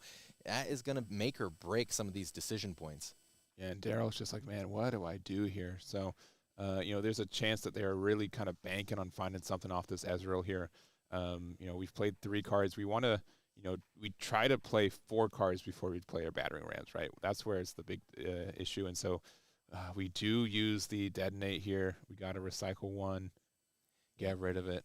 That Bushwhack generating an exhausted gold for you to target and kill with your detonate to draw 2, that's an amazing combo piece right there. Yeah, super good. Maybe not what we're wanting to do, though, because we're just so far behind, I find. Like, we can double battering ram here if we want to. We can have them, you know, attack into the southern battlefield, and, you know, we go 1 for 2. 1, 2, 3, 4, 5. Like, looks like we're maybe even playing a Raza out. So I think we've got 8 cards. Yeah, we're going to play Raza out. We're going to try to go 6 into the Draven there. Yeah, we're going to trade it there. Trade, yep, and then push in the Ezreal. Get the draw 1 from winning the combat there. Orlando's got 1 rune left, so, you know, they have been very aggressive with their recycling. But, you know, kind of a, you know, I think Daryl was trying to make a turn where we're playing the Ram, and it just didn't make sense. Yeah, that Bushwhack allowing for that interesting development up there, allowing to send 1 in, trade, and then bring in the Ezreal to conquer, prioritizing that, but still establishing a seal at the same time, making sure that that point disparity didn't get even larger. I think it was a great move by Daryl. Yeah, so we end up using the double treasure. So we tap 1 to pay the power cost for the detonate, and then we use the other one, you know, we just pop the other one for the draw 2, and then, yeah, we do have the fight or flight to move back, push up, and then we're going to hide something at the northern battlefield. And yeah, it's 5, I believe, to 2 now, because we did get an extra point for conquering that Obelisk of Power. I actually feel like that hidden card, I know we've been seeing a lot of fighter flights, but that might be that Bushwhack we've been talking about, so that you can reveal it on your turn for free, essentially, and everything comes in ready. You could use all of your runes. That it's going to be 5 on Orlando's side, but you need to maximize as much as possible, right? So having that, not having to play that Bushwhack from hand is going to be really big when it returns back to Orlando's side. It sure will be. So we've got 6 cards on the rune side for Daryl. I believe we've got close to 10 in the trash. I think actually 10 now, since we played Raza for 2, and 2 more cards are now hit the trash here. We're going to play 4 for maybe the Draven that was rebuked back in the early game. But again, once it's in hand, it's really tough to find the time to actually play it out again. I agree, especially in an Obelisk of Power. It was established so early, and your runes are continually being recycled. So, you know, committing 4 when you don't have a board and only have 2 left, that's really tough. Yeah, so it looks like our choices, and then instead Ezreal. We do get the Scrap Heap, so it is a discard 1, draw 3. So that is helpful. We're going to play another seal by recycling another rune. That's our 2nd card of the turn. We're going to use the seal to likely play out a called shot or another seal. Yeah, it's going to be called shot. So this is our 3rd card played for the turn. Grabbed another called shot. I believe that was another Rasa going to the bottom of the deck. Yeah. And looks like seal. Another seal. I think that's a treasure trove on the left. Mm-hmm. Oh, I think that's a scrap. That might be a Scrap Heap. Yeah. So we got the seal in hand, Scrap Heap to the bottom. We're going to recycle another rune for, I believe, another seal. There it is. And we're going to rest it for, we're instead going to play, what, a stack deck maybe? Or a battering ram? Maybe even a detonate here. Battering ram. Yeah, and then we're going to be playing out for just recycling one. Oh, we're going to ride the wind. Ride Sorry. the wind. My bad. So we're going to go 5-4 here. Oh, let's see if this is fight or flight. I think that would have been a snap reveal if it was. Yeah. And it Oh, is it fight or is. flight, yeah, but it just means that, yeah, again, since we ride the wind, it's active for the ram, so we get to essentially just move it back up there. We're going to get the draw from winning the combat. We're going to move the ram back. Yeah, I don't know if the ram was, I thought it was at the battlefield, unless they moved it back last turn. Okay, just some clarification. It was in the base there. Yeah, okay. Understood. So we're going to start off with 5. We're just going to pass the turn after moving the ram back. We're going to play out the Ezreal for 3, using the seal here. Oh, that's a good scrap heap there. Yeah, quick draw 3. Now, again, there's been just the benefit. Daryl went from what? Did he play all 3 seals that turn? It was pretty close, right? Like, they've just been seeing the seals back and forth. We're going to use a copy of the stack deck here. Yeah, counting number of cards in the trash, because I do think there was a Raza scene. Yeah, that's definitely a Raza. I think Daryl counting cards in hand or in the trash as well, just to make sure. Yeah, because if he holds both of these units here, or both of these battlefields with a beefed up unit at each, I mean, I don't know what you do here. You're going to end up going over to the magic number. Yeah, so we're at 5 since we did put up the Noxus Hopeful to the northern battlefield there. We can go to 6 if we put the ram in the southern one. We're going to play one more copy of the stack deck here. A seal, Ezreal, and one other card. Completely tapped out now. I got a quick peek at there. Has a couple of win cons already in the hand. All right, just choosing to move up to the northern one. Yeah, keeping it at 5, leaving the ram at the bottom here. It's kind of awkward since the battering ram already established and just go 5-4 and take it back. But, Orlando has a little bit of breathing room. We're so far ahead on points that we can just kind of wait it out and probably try to, once we get to 6, I think that's the important number for us to maybe get a double conquer on one turn. I will say, although there is a 2-point difference between these players right now, Daryl was able to take that last turn and establish all of those seals and have quite a bit of might in that back line. All right, we got the big dice here. Big dice, huh? Yeah, just a little upgrade there. So just keeping track of how many cards Daryl's played for turn, just for helpfulness. So we've played 1 so far with the stack deck, and I think we're still deciding the card that we get from it. Yeah, and thank you so much to our head judge there in the back, Ed, and Aiden sitting there at the stream judge, changing out our dice for us so it looks a little bit cleaner on this stream. Yeah, exactly. All right. Looks like Daryl still holding that Draven Legend in hand. The white card. I wonder what card that could be, Yeah, just like, I gotta keep it there. But 6 runes open here. Yeah, 5-4, pretty easy. Get the draw, get the point. Yep, easy exchange there. Wow, absolutely stacked hand on Orlando's side. You see that? All the battle tricks, all the called shots, all the discard fodder, everything you need. Yeah. Oh, that's the trash. Oh, that's yeah. I see. If you got Fizz, you got half those cards in your hand. So, yeah, Fizz a card I haven't seen a whole lot this weekend. That was a key piece that I was seeing a lot of in some of these decks. Yeah, I'd say that you've got room for it in like the more standard Miracle build, but these Detonate builds, something's gotta get out of the deck, right? So like just getting the draw, I think is helpful. Fizz in general, I've been seeing a little bit less and less every week. So. It's it's a great card, but there's just been so many great Chaos cards that have come out this set. Honestly, Chaos has it all. They do. They've got so much going for it. I think there's a little bit of favoritism happening on the Chaos department over there. Hey, I mean it's aptly named, right? It's chaotic for a reason. You've got all these kind of things going on: destruction, card draw, deception. A lot going on for the Chaos color. They could do it all. They really can. They really can do it all. I do love that. But that Fizz card, traditionally I was seeing it more in those actual Ezreal Legend builds, and it saw some time in some of the Aurelia builds as well to try and play some of those buff spells. You essentially go from that 9 count up to that 12 count instead, because Fizz can play those spells out of trash. Yeah, and honestly, I don't know the full numbers of Ezreals we had. I think we showed it earlier, but there's just less Ezreal, I feel like, at this event than what I'm used to. And I think part of it is maybe these Detonate builds, they're pretty similar, but I think maybe Detonate's just at the same kind of level of complexity is a little bit better in this current meta, potentially. So the fact that we just have a lot of reductions, not just the Razas, but also the Noxus Hopefuls, the Battering Rams, that's just kind of leaning more to this kind of gameplay style that I think Ezreal is trying to get to. Yeah, absolutely.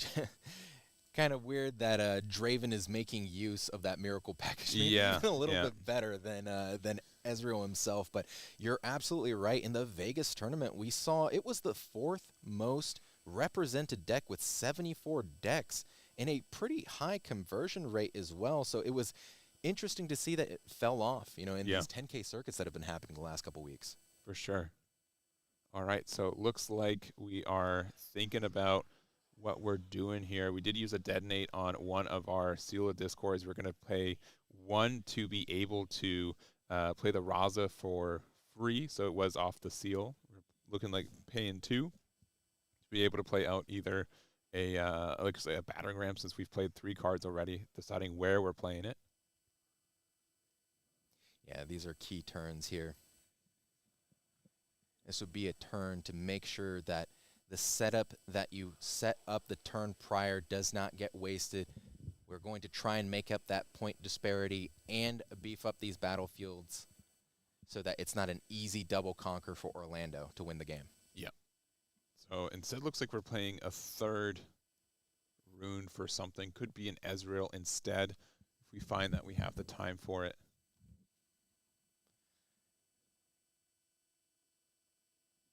All right, here we go. No, it is okay. It is going to be the. Oh. Maybe. Yeah, because they had 5 up. Yeah, I think he just tapped 1 more. Just confirming. Yeah, yeah. So it should just be 2.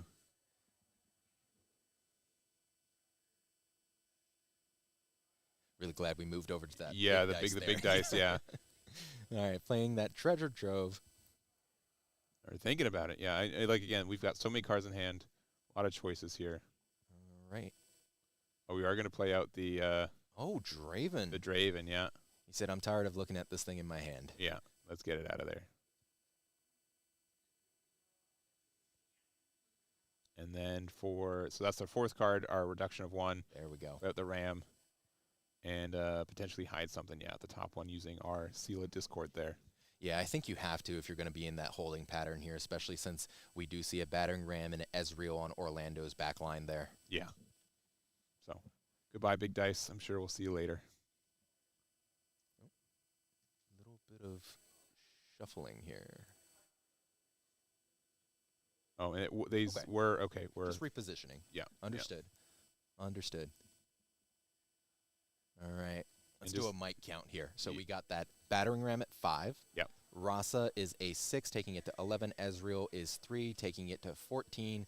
And then we have the Draven there, taking it to 18, and potentially a +2 to take it to a nice even 20. Yep, that is correct there. So, and we do have, again, it's crazy how much Orlando's been able to recover on their runes, just mostly due to, having these seals, having those treasure tokens, really making it so you're not even losing it. We're going to bring back the big dice. Big dice back in the house here. Oh, yeah, Treasure Trove and Ross's getting the pieces that he needs here. But you're absolutely right. Orlando was down to 1 rune at a point. Yeah. And are we actually at 6 points? Were we holding the bottom one? Or I think are we actually at 6? Looks like we're at 6, and we did bushwhack. So I think if we get both battlefields, we do get this game here. So yeah, I think it'll be an easy push 1 unit like the Ezreal at the bottom and contend the northern battlefield with everyone else. But there is a hidden card. Fight or Flight can change up the math here. All right, let's do a mic check. 6, 12, another 10 from the Battering Rams, 22, and then 27. Yeah, I mean, we can just do the thing. The other thing, too, is that, we're just looking at what the numbers look like. So even with the, we're just going to scoop it up. We're going to say, you know what, I can't contend with that. You got the point there. It was a fight or flight, but even with it, I still lose the point conversion, and we're going to go to that game 3. Man, these games, very, very interesting. we are seeing some of the beefiest battlefields and biggest mites that we've seen all weekend. Yeah, and honestly, like I think that's the first game I've seen Daryl lose this weekend, right? Like he's probably lost some. The record was 902 going into this, top or just today or this weekend in general. So, yeah, it's interesting to see the loss from him. Yeah, for sure. But, he was one of the creators of the deck. Yep. And, facing an opponent that is piling it really well as well, I bet that is really, really rewarding to see when your own deck is just, being used by someone else. And it's like, wow, this really caught on. And this is, you're doing it so well. And we're having a great game back and forth. That's such a great feeling. Yeah, it's really cool to see your influence into the community at times, to see what that is. And also, like, what that also means is, like, putting your idea out there means that other people can add to it, right, or adjust it, or, there's no way that you're always going to have the perfect build. So likely some cards that they thought of or didn't think of, and that's really cool for seeing that as well. Yeah, adding just a little bit of your own flavor onto the, established mains, right? Yes. So we're going to our third and final game. This is the finals. This is for all of the glory here. Who's going to get our first place here? We got Daryl and Orlando. Once again, going to be a double Zon Warren, so 3 for 3 on the double battlefields. And let's see how Daryl starts it off. Yeah, it changes the game completely. We had a double obelisk. You started off with 4 and 5 runes. Now we're back down to 2. That too, yeah. Like, that is quite the difference here. Normally a very quick and easy, interesting first play. We got that scrap heap. When it's played, discarded or killed, you get that extra draw one. You do usually want to see that traveling merchant on turn 1. It's when we've got doubles on Warrens, right, no matter where you go, as long as you conquer, you get the draw 2. But if you got nothing better to do, you at least get the addition that it can be hit by the detonate as well. But playing the Draven for 4 and passing. Yeah, I really do like the addition of that Noxious Hopeful into Orlando's deck, because you played that seal and then it got reduced already. Great beginning turn. Yeah, it's such a good reduction there. And we are just going to, for 4, we're going to play out our Draven. And then for the seal, we're going to hide something there. That's a big battlefield. Oh, yeah. Definitely don't want to be going down there. No. So moving up to the top, immediately. We've got a second scrap heap, so it's going to be a discard 1, draw 2 off the Zon Warrens. We will be at 1 point apiece here. 6 runes still left to work with. Again, if we have detonate, we can get a nasty draw 3. Yeah, but it's going to start with the stack deck. Yeah, that stack deck going to be very important here. Ooh, seeing some key cards here. Decides to take the seal, though. Yeah. And again, sometimes it is when both players have near infinite cards in hand, right? The seals end up, I think, being the breaker there. So seeing our first seal, going to be playing out the 2 for the treasure trove, which we are going to just pop immediately by using the seal. So kind of get that back. Yeah, lots of card draw from Daryl's side. Trying to see the pieces that Orlando saw and trying to outpace as well. Yep, there's that traveling merchant we were talking about. And, here's that battering ram for that extremely reduced cost. Yep, and maybe we're thinking of where they were playing it, right? Yeah, absolutely. Yeah, but both will be back in the base, it seems. Yeah. I like that double Zon Warrens as well. With that traveling merchant, you're going to end up discarding a whole lot of cards, seeing the pieces that you need. Yeah. All right. Orlando starting off with 2, getting his own treasure trove here, detonating it. Great value.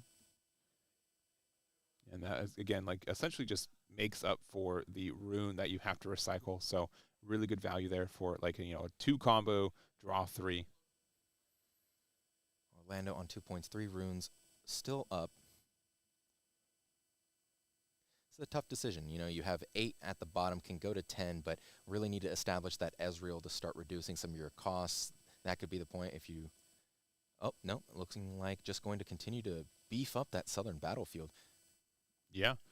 So, I mean, it's not a terrible choice here. It's going to be really tough. But again, as mentioned, like when you are the aggressor, like you can find out the math that makes sense to get the numbers there. Again, a lot of 5s and 4s. So, there can just be some great trades. Even just like attacking the ram into the ram can just be a great trade for you if you need to. Just got to be careful that as a defender, you're usually drawing a lot more cards for these kind of 1-for-1 trades. Yep, looking like going over there with that traveling merchant, discarding a scrap heap, getting so much value. Yeah, that's our third and final one there. So No more scrap heaps in rotation currently, but Currently, that's yeah, the key word, currently, right? yes, yeah, but they might come sneaking back. We didn't see as much of that last right action, I feel like, in Game 2 that we saw in Game 1. Yeah, yeah, it definitely was really helpful. We're not playing a lot of copies of it. I think it's just one a piece for it, but it can still be around. It looks like we're going to be playing out a seal to play a seal, and then we're going to pop the seal to get the ramp. So again, these treasure troves with the seal, just being able to continually get that additional ramp is really, really nice. Yeah, Daryl seeing all the draw pieces here. Filling up that hand, that's going to be what matters in the end of the game. So it looks like we're going to play 2. Could be another detonate to get rid of the scrap heap, which again would be a draw 3. If this is a detonate on that scrap heap, I was going to say, we're going to have to start a draw count here to make sure we know how many cards that was. Yeah, for real. Looks like thinking about where we're putting this traveling merchant, we could put in the Zon Warrens as well. Yeah, it's just, again, when the numbers are so precise in this, like just the 1 might difference can make the difference between holding and conquering a battlefield. So yeah, for sure, especially with a deck that has access to things like Bushwhack, Fight or Flight, Ride the Wind. Those numbers, you really have to play around every one of those options and seeing what the statistically likely way of getting around it will be. Yeah, so looks like instead we decided to play the merchant at the battlefield. We're moving the ram up there too, and we're going to just pass with 4 resources of runes open. So Daryl at 2. It's passing over to Orlando at 3.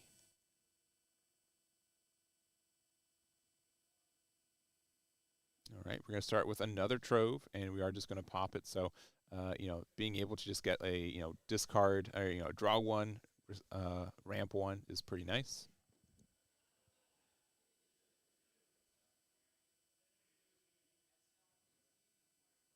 All right, we're going to play a hopeful since that is, we do have the Legion effect. We're going to play out the merchant as well. Developing that back line to make sure we have some forces. Yeah, again, sometimes the movement for this deck is a little particular. So just having like a card that you're able to move into another battlefield if you need to is going to be really nice. Yeah, absolutely. All right, 3-3. Passing back over to Daryl on that hold on the northern battlefield. Going to have 11 runes. Am I counting that correctly? I think you are. So we've got, again, even though we're not in the Obelisk game, we've been, the tempo's been a lot different. We've got a lot of patience here, but here comes that Bushwhack here. We go, big dice time. That's the first card we've played. And looks like we are playing a big 5 for the Thunder song here. That is a scary, scary card. All right. Bryn, Mr. Thundersong coming down. That also includes hidden cards. Yeah. It can't be played. So where are we going here? Looks like we're going to move the merchant back to discard 1, draw 1. Unironically, it's moderately trivial to play at a Raza from this spot, right? So we've got 1, 2, 3, 4, 5, 6, 7, 8 cards, I think, in our trash right now. We've got another merchant move as well, which can get another card there. Stack deck will just, or not stack deck, or any of our call shots, anything like that can put more cards in the trash, and then also recognize more cards played for the turn, so we can get like double ram, double Raza, something ridiculous like that because of just how many options we have available to us. Yeah, I mean, that's 16 might at the bottom here and a hidden card. So I don't think Orlando reacted with the hidden card. So I believe no battle tricks here, but 16 might still really large on the bottom. Going to need to have an additional at least 12. Yeah, and there could just, if depending on what it is, right? If it was Bushwhack, I think you got to play it because you got to recognize that you're going to lose it. If it was Fight or Flight, you might have wanted to use it just to get back a battering ram. So I'm a little bit surprised they decided to not use it. It might have been a switcheroo, but I don't think, do we even have that in the deck? I don't believe we do. No, I don't believe so. Yeah, so I'm a little surprised we didn't just activate it because I feel like we're going to be losing something anyways this turn. So maybe save a unit if we can. Yeah, I mean, could be some mind games here too, Mm-hmm. Could be saying, hey, I want you to show me and waste that card that's there. Fair. I want you to back some might out of that unit so I can take it over. Yeah. So I believe we've got about 8 cards in trash, if not 9. Again, these merchants, these Zon Warrens, all been very good cards to help us keep our trash total high. Yeah, so that when that traveling merchant moved, that discard was there and that draw as well. So that Ride the Wind got discarded. Yes. Is that 9 now? I think it's 9. Okay. Yeah. So that Rasa would be readied when it enters, and it'd be for 1. Yeah, but why would you play for 1 when you can pay for none, right? And we can even do some fun math here. So we can put the Thunder song in there. We get to trade with a battering ram, and then it will be the 10th card we need to. So again, some just really good sequencing needing here to get like the maximum value from a deck like this. Yeah, absolutely. That might be the move. Yeah, Hayden. yeah. I mean, if we've got nothing better to do, let's just go for it. Now, one big difference is that we're not playing a card, we're activating an effect that's already on the board, so we can use the +2 for the Draven there. Double Rasa? Double Rasa would be able to tie with a board if it's boosted by the Draven, so that is possible for us. All right, so I did see him tap the seal and tap a Chaos Rune at the top. So maybe we might just be 9 cards in our trash currently. Yeah, this is a pivotal point here because this is going to use a lot of resources and end up changing up the battlefields. Yeah, and again, every time we try to fight this copy of the Draven here, we got to really respect, the +2 that it's getting afforded. Yeah, so we do have that Rasa coming down.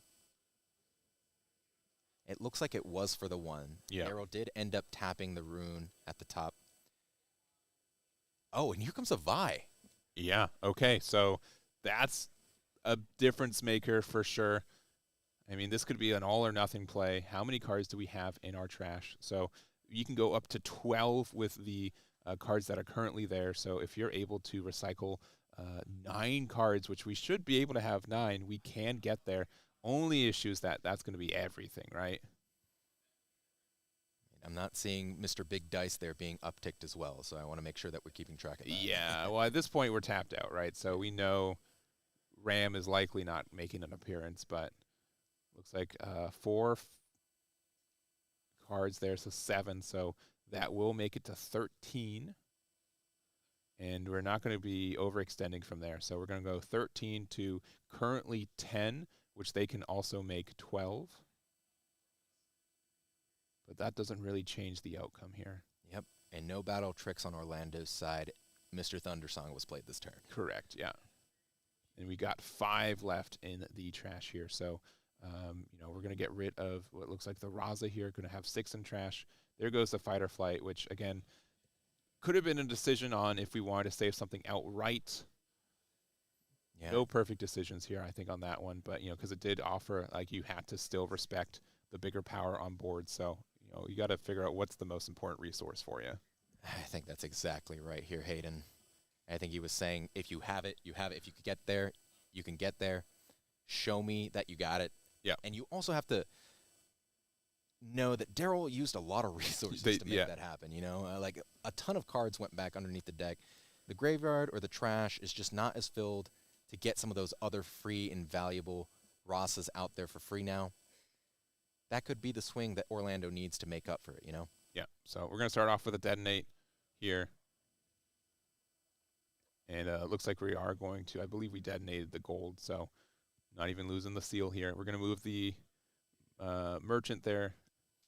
Yeah, Orlando having a giant stack in his hand. Yeah, and making it bigger with the Scrap Heap. All right, here we go with the Noxious Hopeful. Let's see what that hidden card is.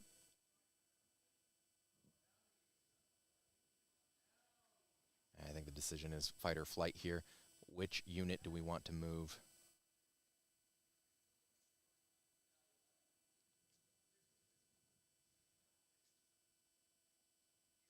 Yeah, and tough choice, because if that Vi moves back, it does have a really, really great ability to just come back in with a big might next turn, but choosing the Noxious Hopeful, saying, I don't think you could come back in here this turn. Yeah, and I think we got the draw. I might have missed it. We did win a combat there, so we would have gotten a draw off the... Oh boy, and we got the Ride the Wind there. So Third card here, moving the hopeful here. Had the answers for that one. Yeah, get another draw, get another point, get a discard draw. But Ride the Wind, such a strong card, and only one of in the decks. Yeah. So making Orlando use it here and could be good. For the record, they could be playing more, but but there have been so many times where it's such a good tool to play against like a likely hidden fight or flight, right? Sure, push me back. I'm going to be active anyways. Push your own thing back. Cool. I'll walk my own guy back anyways afterwards, so I'll be safe. Just really forces like some really good combat numbers. Oh, those were some key cards that we saw. That's going to be a tough decision here. Mm-hmm. Looks like it was Bushwhack and a called shot. I mean, just a lot of cards to get whatever they needed. Yeah. Looks like for 3 recycling 1, likely an Ezreal. Yeah. There he is. Ezreal's coming down. We know that's probably going to be that called shot. Yep.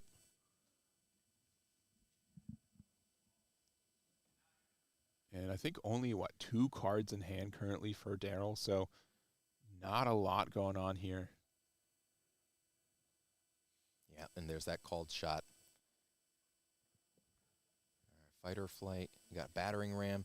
Man, Orlando knowing and mapping out these turns exactly. He knew everything that he wanted to get off of that called shot, and I think he got it. I mean, just throwing down those battering rams for such a reduced cost.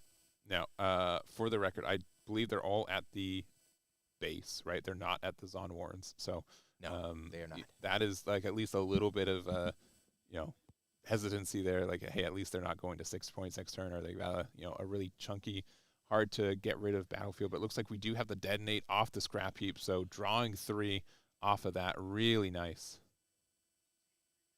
All right, Mr. Big Dice back in the middle of the mat here. That was 1 card.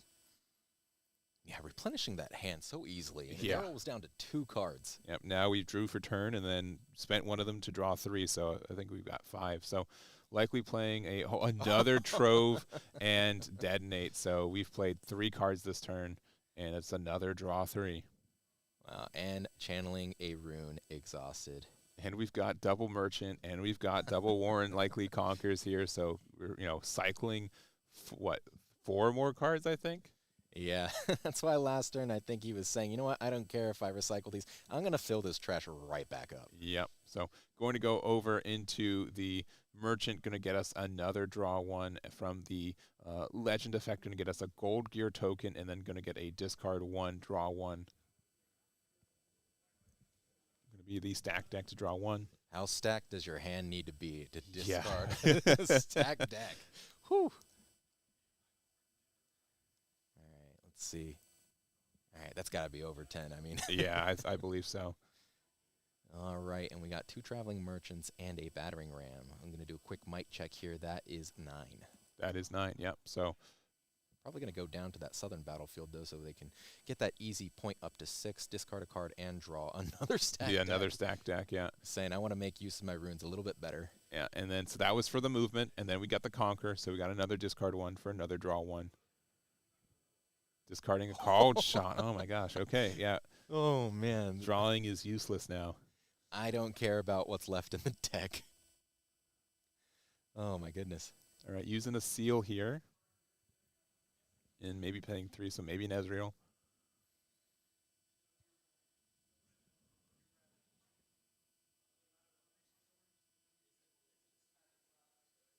Okay. Called shot. That is a Rasa. Great card to pick up here. Couldn't see what that second card was, but understood why that called shot went. He already was holding another one. Probably going to make use of those Rasas and beef up some battlefields here. Yeah. All right, thinking on our next play. So again, I think we've played a good amount of cards already this turn. Yeah, usually when Mr. Dice goes away, off, it's above 5. Yeah, the reduction ceiling has been hit. Man, such an interesting mirror match, this one. You can clearly see it really is just about value. It is, yeah, sure is. Get your engine going. Make sure you don't mistake what you discard. That's huge. Make sure you know exactly what you're putting at the bottom of the deck. Continuing to generate bodies and have the math done well. And we're looks like we're just passing from there.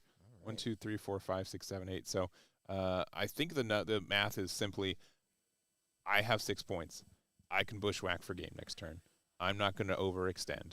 You can do as much as you can. You're only going to be able to start the turn at 7 points. So There's that Rasa. a double Rasa. So 1 to the bottom.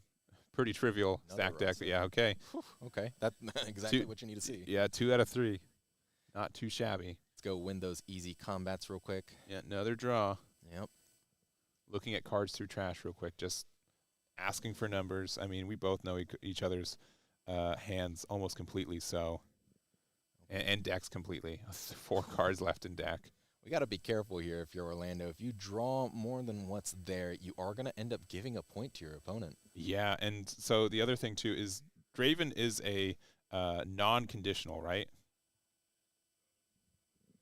A non-conditional, because As in you have to draw the card when you win a combat. Oh yes, correct. So I mean, if you've got enough weenies to keep going into a big board, you can make them draw like 3, 4, 5 cards, right? Every combat you win, they have to draw a card. So there are some like weird conditions that if you are a little bit too efficient with your card draw, you can be in a really tough spot. Yeah, I think this is where Orlando drops that Vi or a Last Rites. We haven't seen that from his side yet. Yeah. That'll help you make sure that you're putting stuff at the bottom of the deck. Might not be too much of a worry from his side if that's the case. Yeah. So it's a it's a very, if you don't have those, it's very tricky because then you do have to be really worried about that kind of deck out condition that can be presented. Yeah, I mean, 2 'Cause cards left in deck with a fat hand like that. He's got it. He's probably have it. He's Yeah, got it. yeah. All right, let's do a quick mic check real here. Right. Let's see. Battering Ram, Ezreal. Probably going in there with 13 against the Draven here.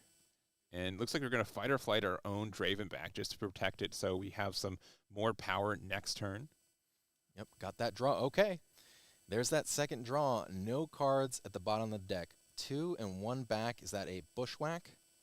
Nope, Oh, it's the Vi. There we Okay, go. yeah. All And right. then now becomes the likely couple minute decision. How many cards are we putting back? What cards are we putting back? What order are we putting them back? With Vi doing it 1 card per turn, it's not a recycle of like all the cards. It is 1 at a time. So you can decide, okay, these are the cards I want 1 by 1 at the bottom of my deck. If I'm in this position, I definitely want to, grab it. Here, yeah. Shout outs to the judge there. Yeah, there you go. There you go. The uptick begins. Yeah. All right. Was that 3 total? 3 total so far. Okay. Stack deck. All right. Yeah, I'm going to just grab back whatever I want. Yeah. In case I remember, the order is technically randomized at this point. It's a little trivial. Yeah, and Vi is just, you can activate it as many times as you want. You can, so yeah. You can do that, stack deck, put something back.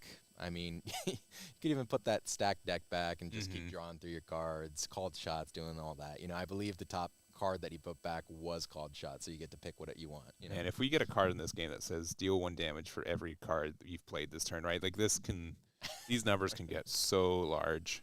Is that Magic of the Gathering burn? Yeah. All right. This is this is the key turn. It is. I mean, this is potentially the last turn, not only for this game, not only for this match, but for the weekend for Orlando here. So we got to make sure we do the sequencing that we want. We've got, until the heat death of the universe time-wise for what we're wanting to do. But double Raza here, adding to the might total of that Northern Zon Warrens.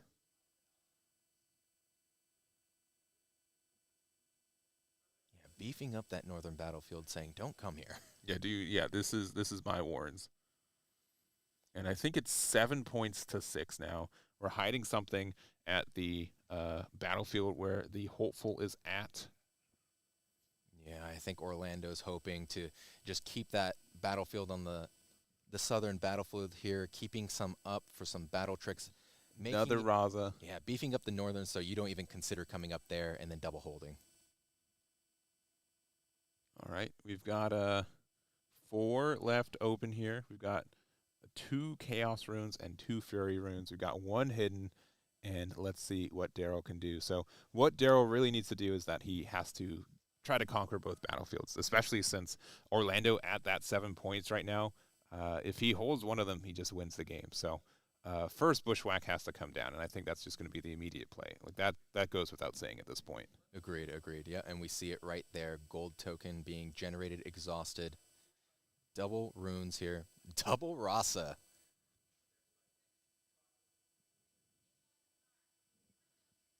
All right. So, I mean, those will immediately bully the other Razas as well. We're going to rebuke theirs. We're going to, push it back. There we go. And that's an easy conquer right down there. Yeah. Moving So the Traveling Merchant, discarding and drawing. Let's see if Orlando's going to let that through. yeah. So discard 1, draw 1, discard 1, draw 1 with the Zod Warrens as well. Okay. Yeah, looking like going up there to trade one of his Rasas. But again, this is kind of what I was talking about. Like, you kind of have to be worried because, again, yeah, we're just going to lose because of deck out at this point, right? We're just going to lose by one going in, it seems, and or we can just there's just a lot of different ways. So Daryl ends up winning this one. Oh wow! Well, congratulations, Daryl, the victor of the Coastal Series 10K. Yes, Well, 10K on that line. What a fantastic game, and really, really great. Even if he didn't win, his deck was shining today. Mm-hmm. There was so much representation. It got put out there. I mean, in the top 2 tables. Yeah. That's amazing. Yeah, it really shows, their knowledge of the deck for sure. And, just the power of, so much interactions. Your power totals get so high. It's really hard to interact when you get so many like Razas, the additional copies of like the battering ram, right? For just paying for 1 or less, like that just ends up getting a lot of power. And the Bushwhack just lets you go for game. Oh, Bushwhack. Truly yep. The MVP. I honestly thought it was going to be Mr. Thundersong. Mm-hmm. We've been seeing him all weekend. Yep. But man, oh man, Bushwhack, being able to create those plays worth so much power. Rasa coming down, battering ram coming down, all these things just reduced cost. Amazing. Yeah, definitely. So amazing. That's going to be it for our coverage for this weekend. We really appreciate you guys hanging out and checking out. Shouts to the Booster Box for not only running this event, but also for hosting this live stream, everything about it. The entire stream team as well has been working really hard for this one, making sure that it looks good, and we're all happy to be a part of this. Absolutely. Everyone here did such a fantastic job. Shout out to our players as well. Big ups for Orlando and Daryl making it up to the finals. Thank you so much. Like you said, Hayden, to the Booster Box. And want to put a quick plug in. The Booster Box is also hosting another Riftbound Coastal Series, another 10K here, right at the same Hampton, Virginia Convention Center. It's going to be Saturday, June 6th and Sunday, June 7th. We are all looking forward to you being there. Yeah, and this is going to be Unleashed meta as well, so there will be a lot of new cards to play with as well. It should be a good time. Looking forward to it, Hayden. Yes, so I think that wraps it up. So from us, thank you very much. Shout-outs to also Josh for joining us for this weekend as well, right, who had to head out towards before the finals here, but really good cast. Love to meet you all and be part of this, and had a really good time. Absolutely, Hayden. Looking forward to seeing you again. Definitely. So that's going to be it for us. Thank you for watching, and we'll catch you at the next one. See you later.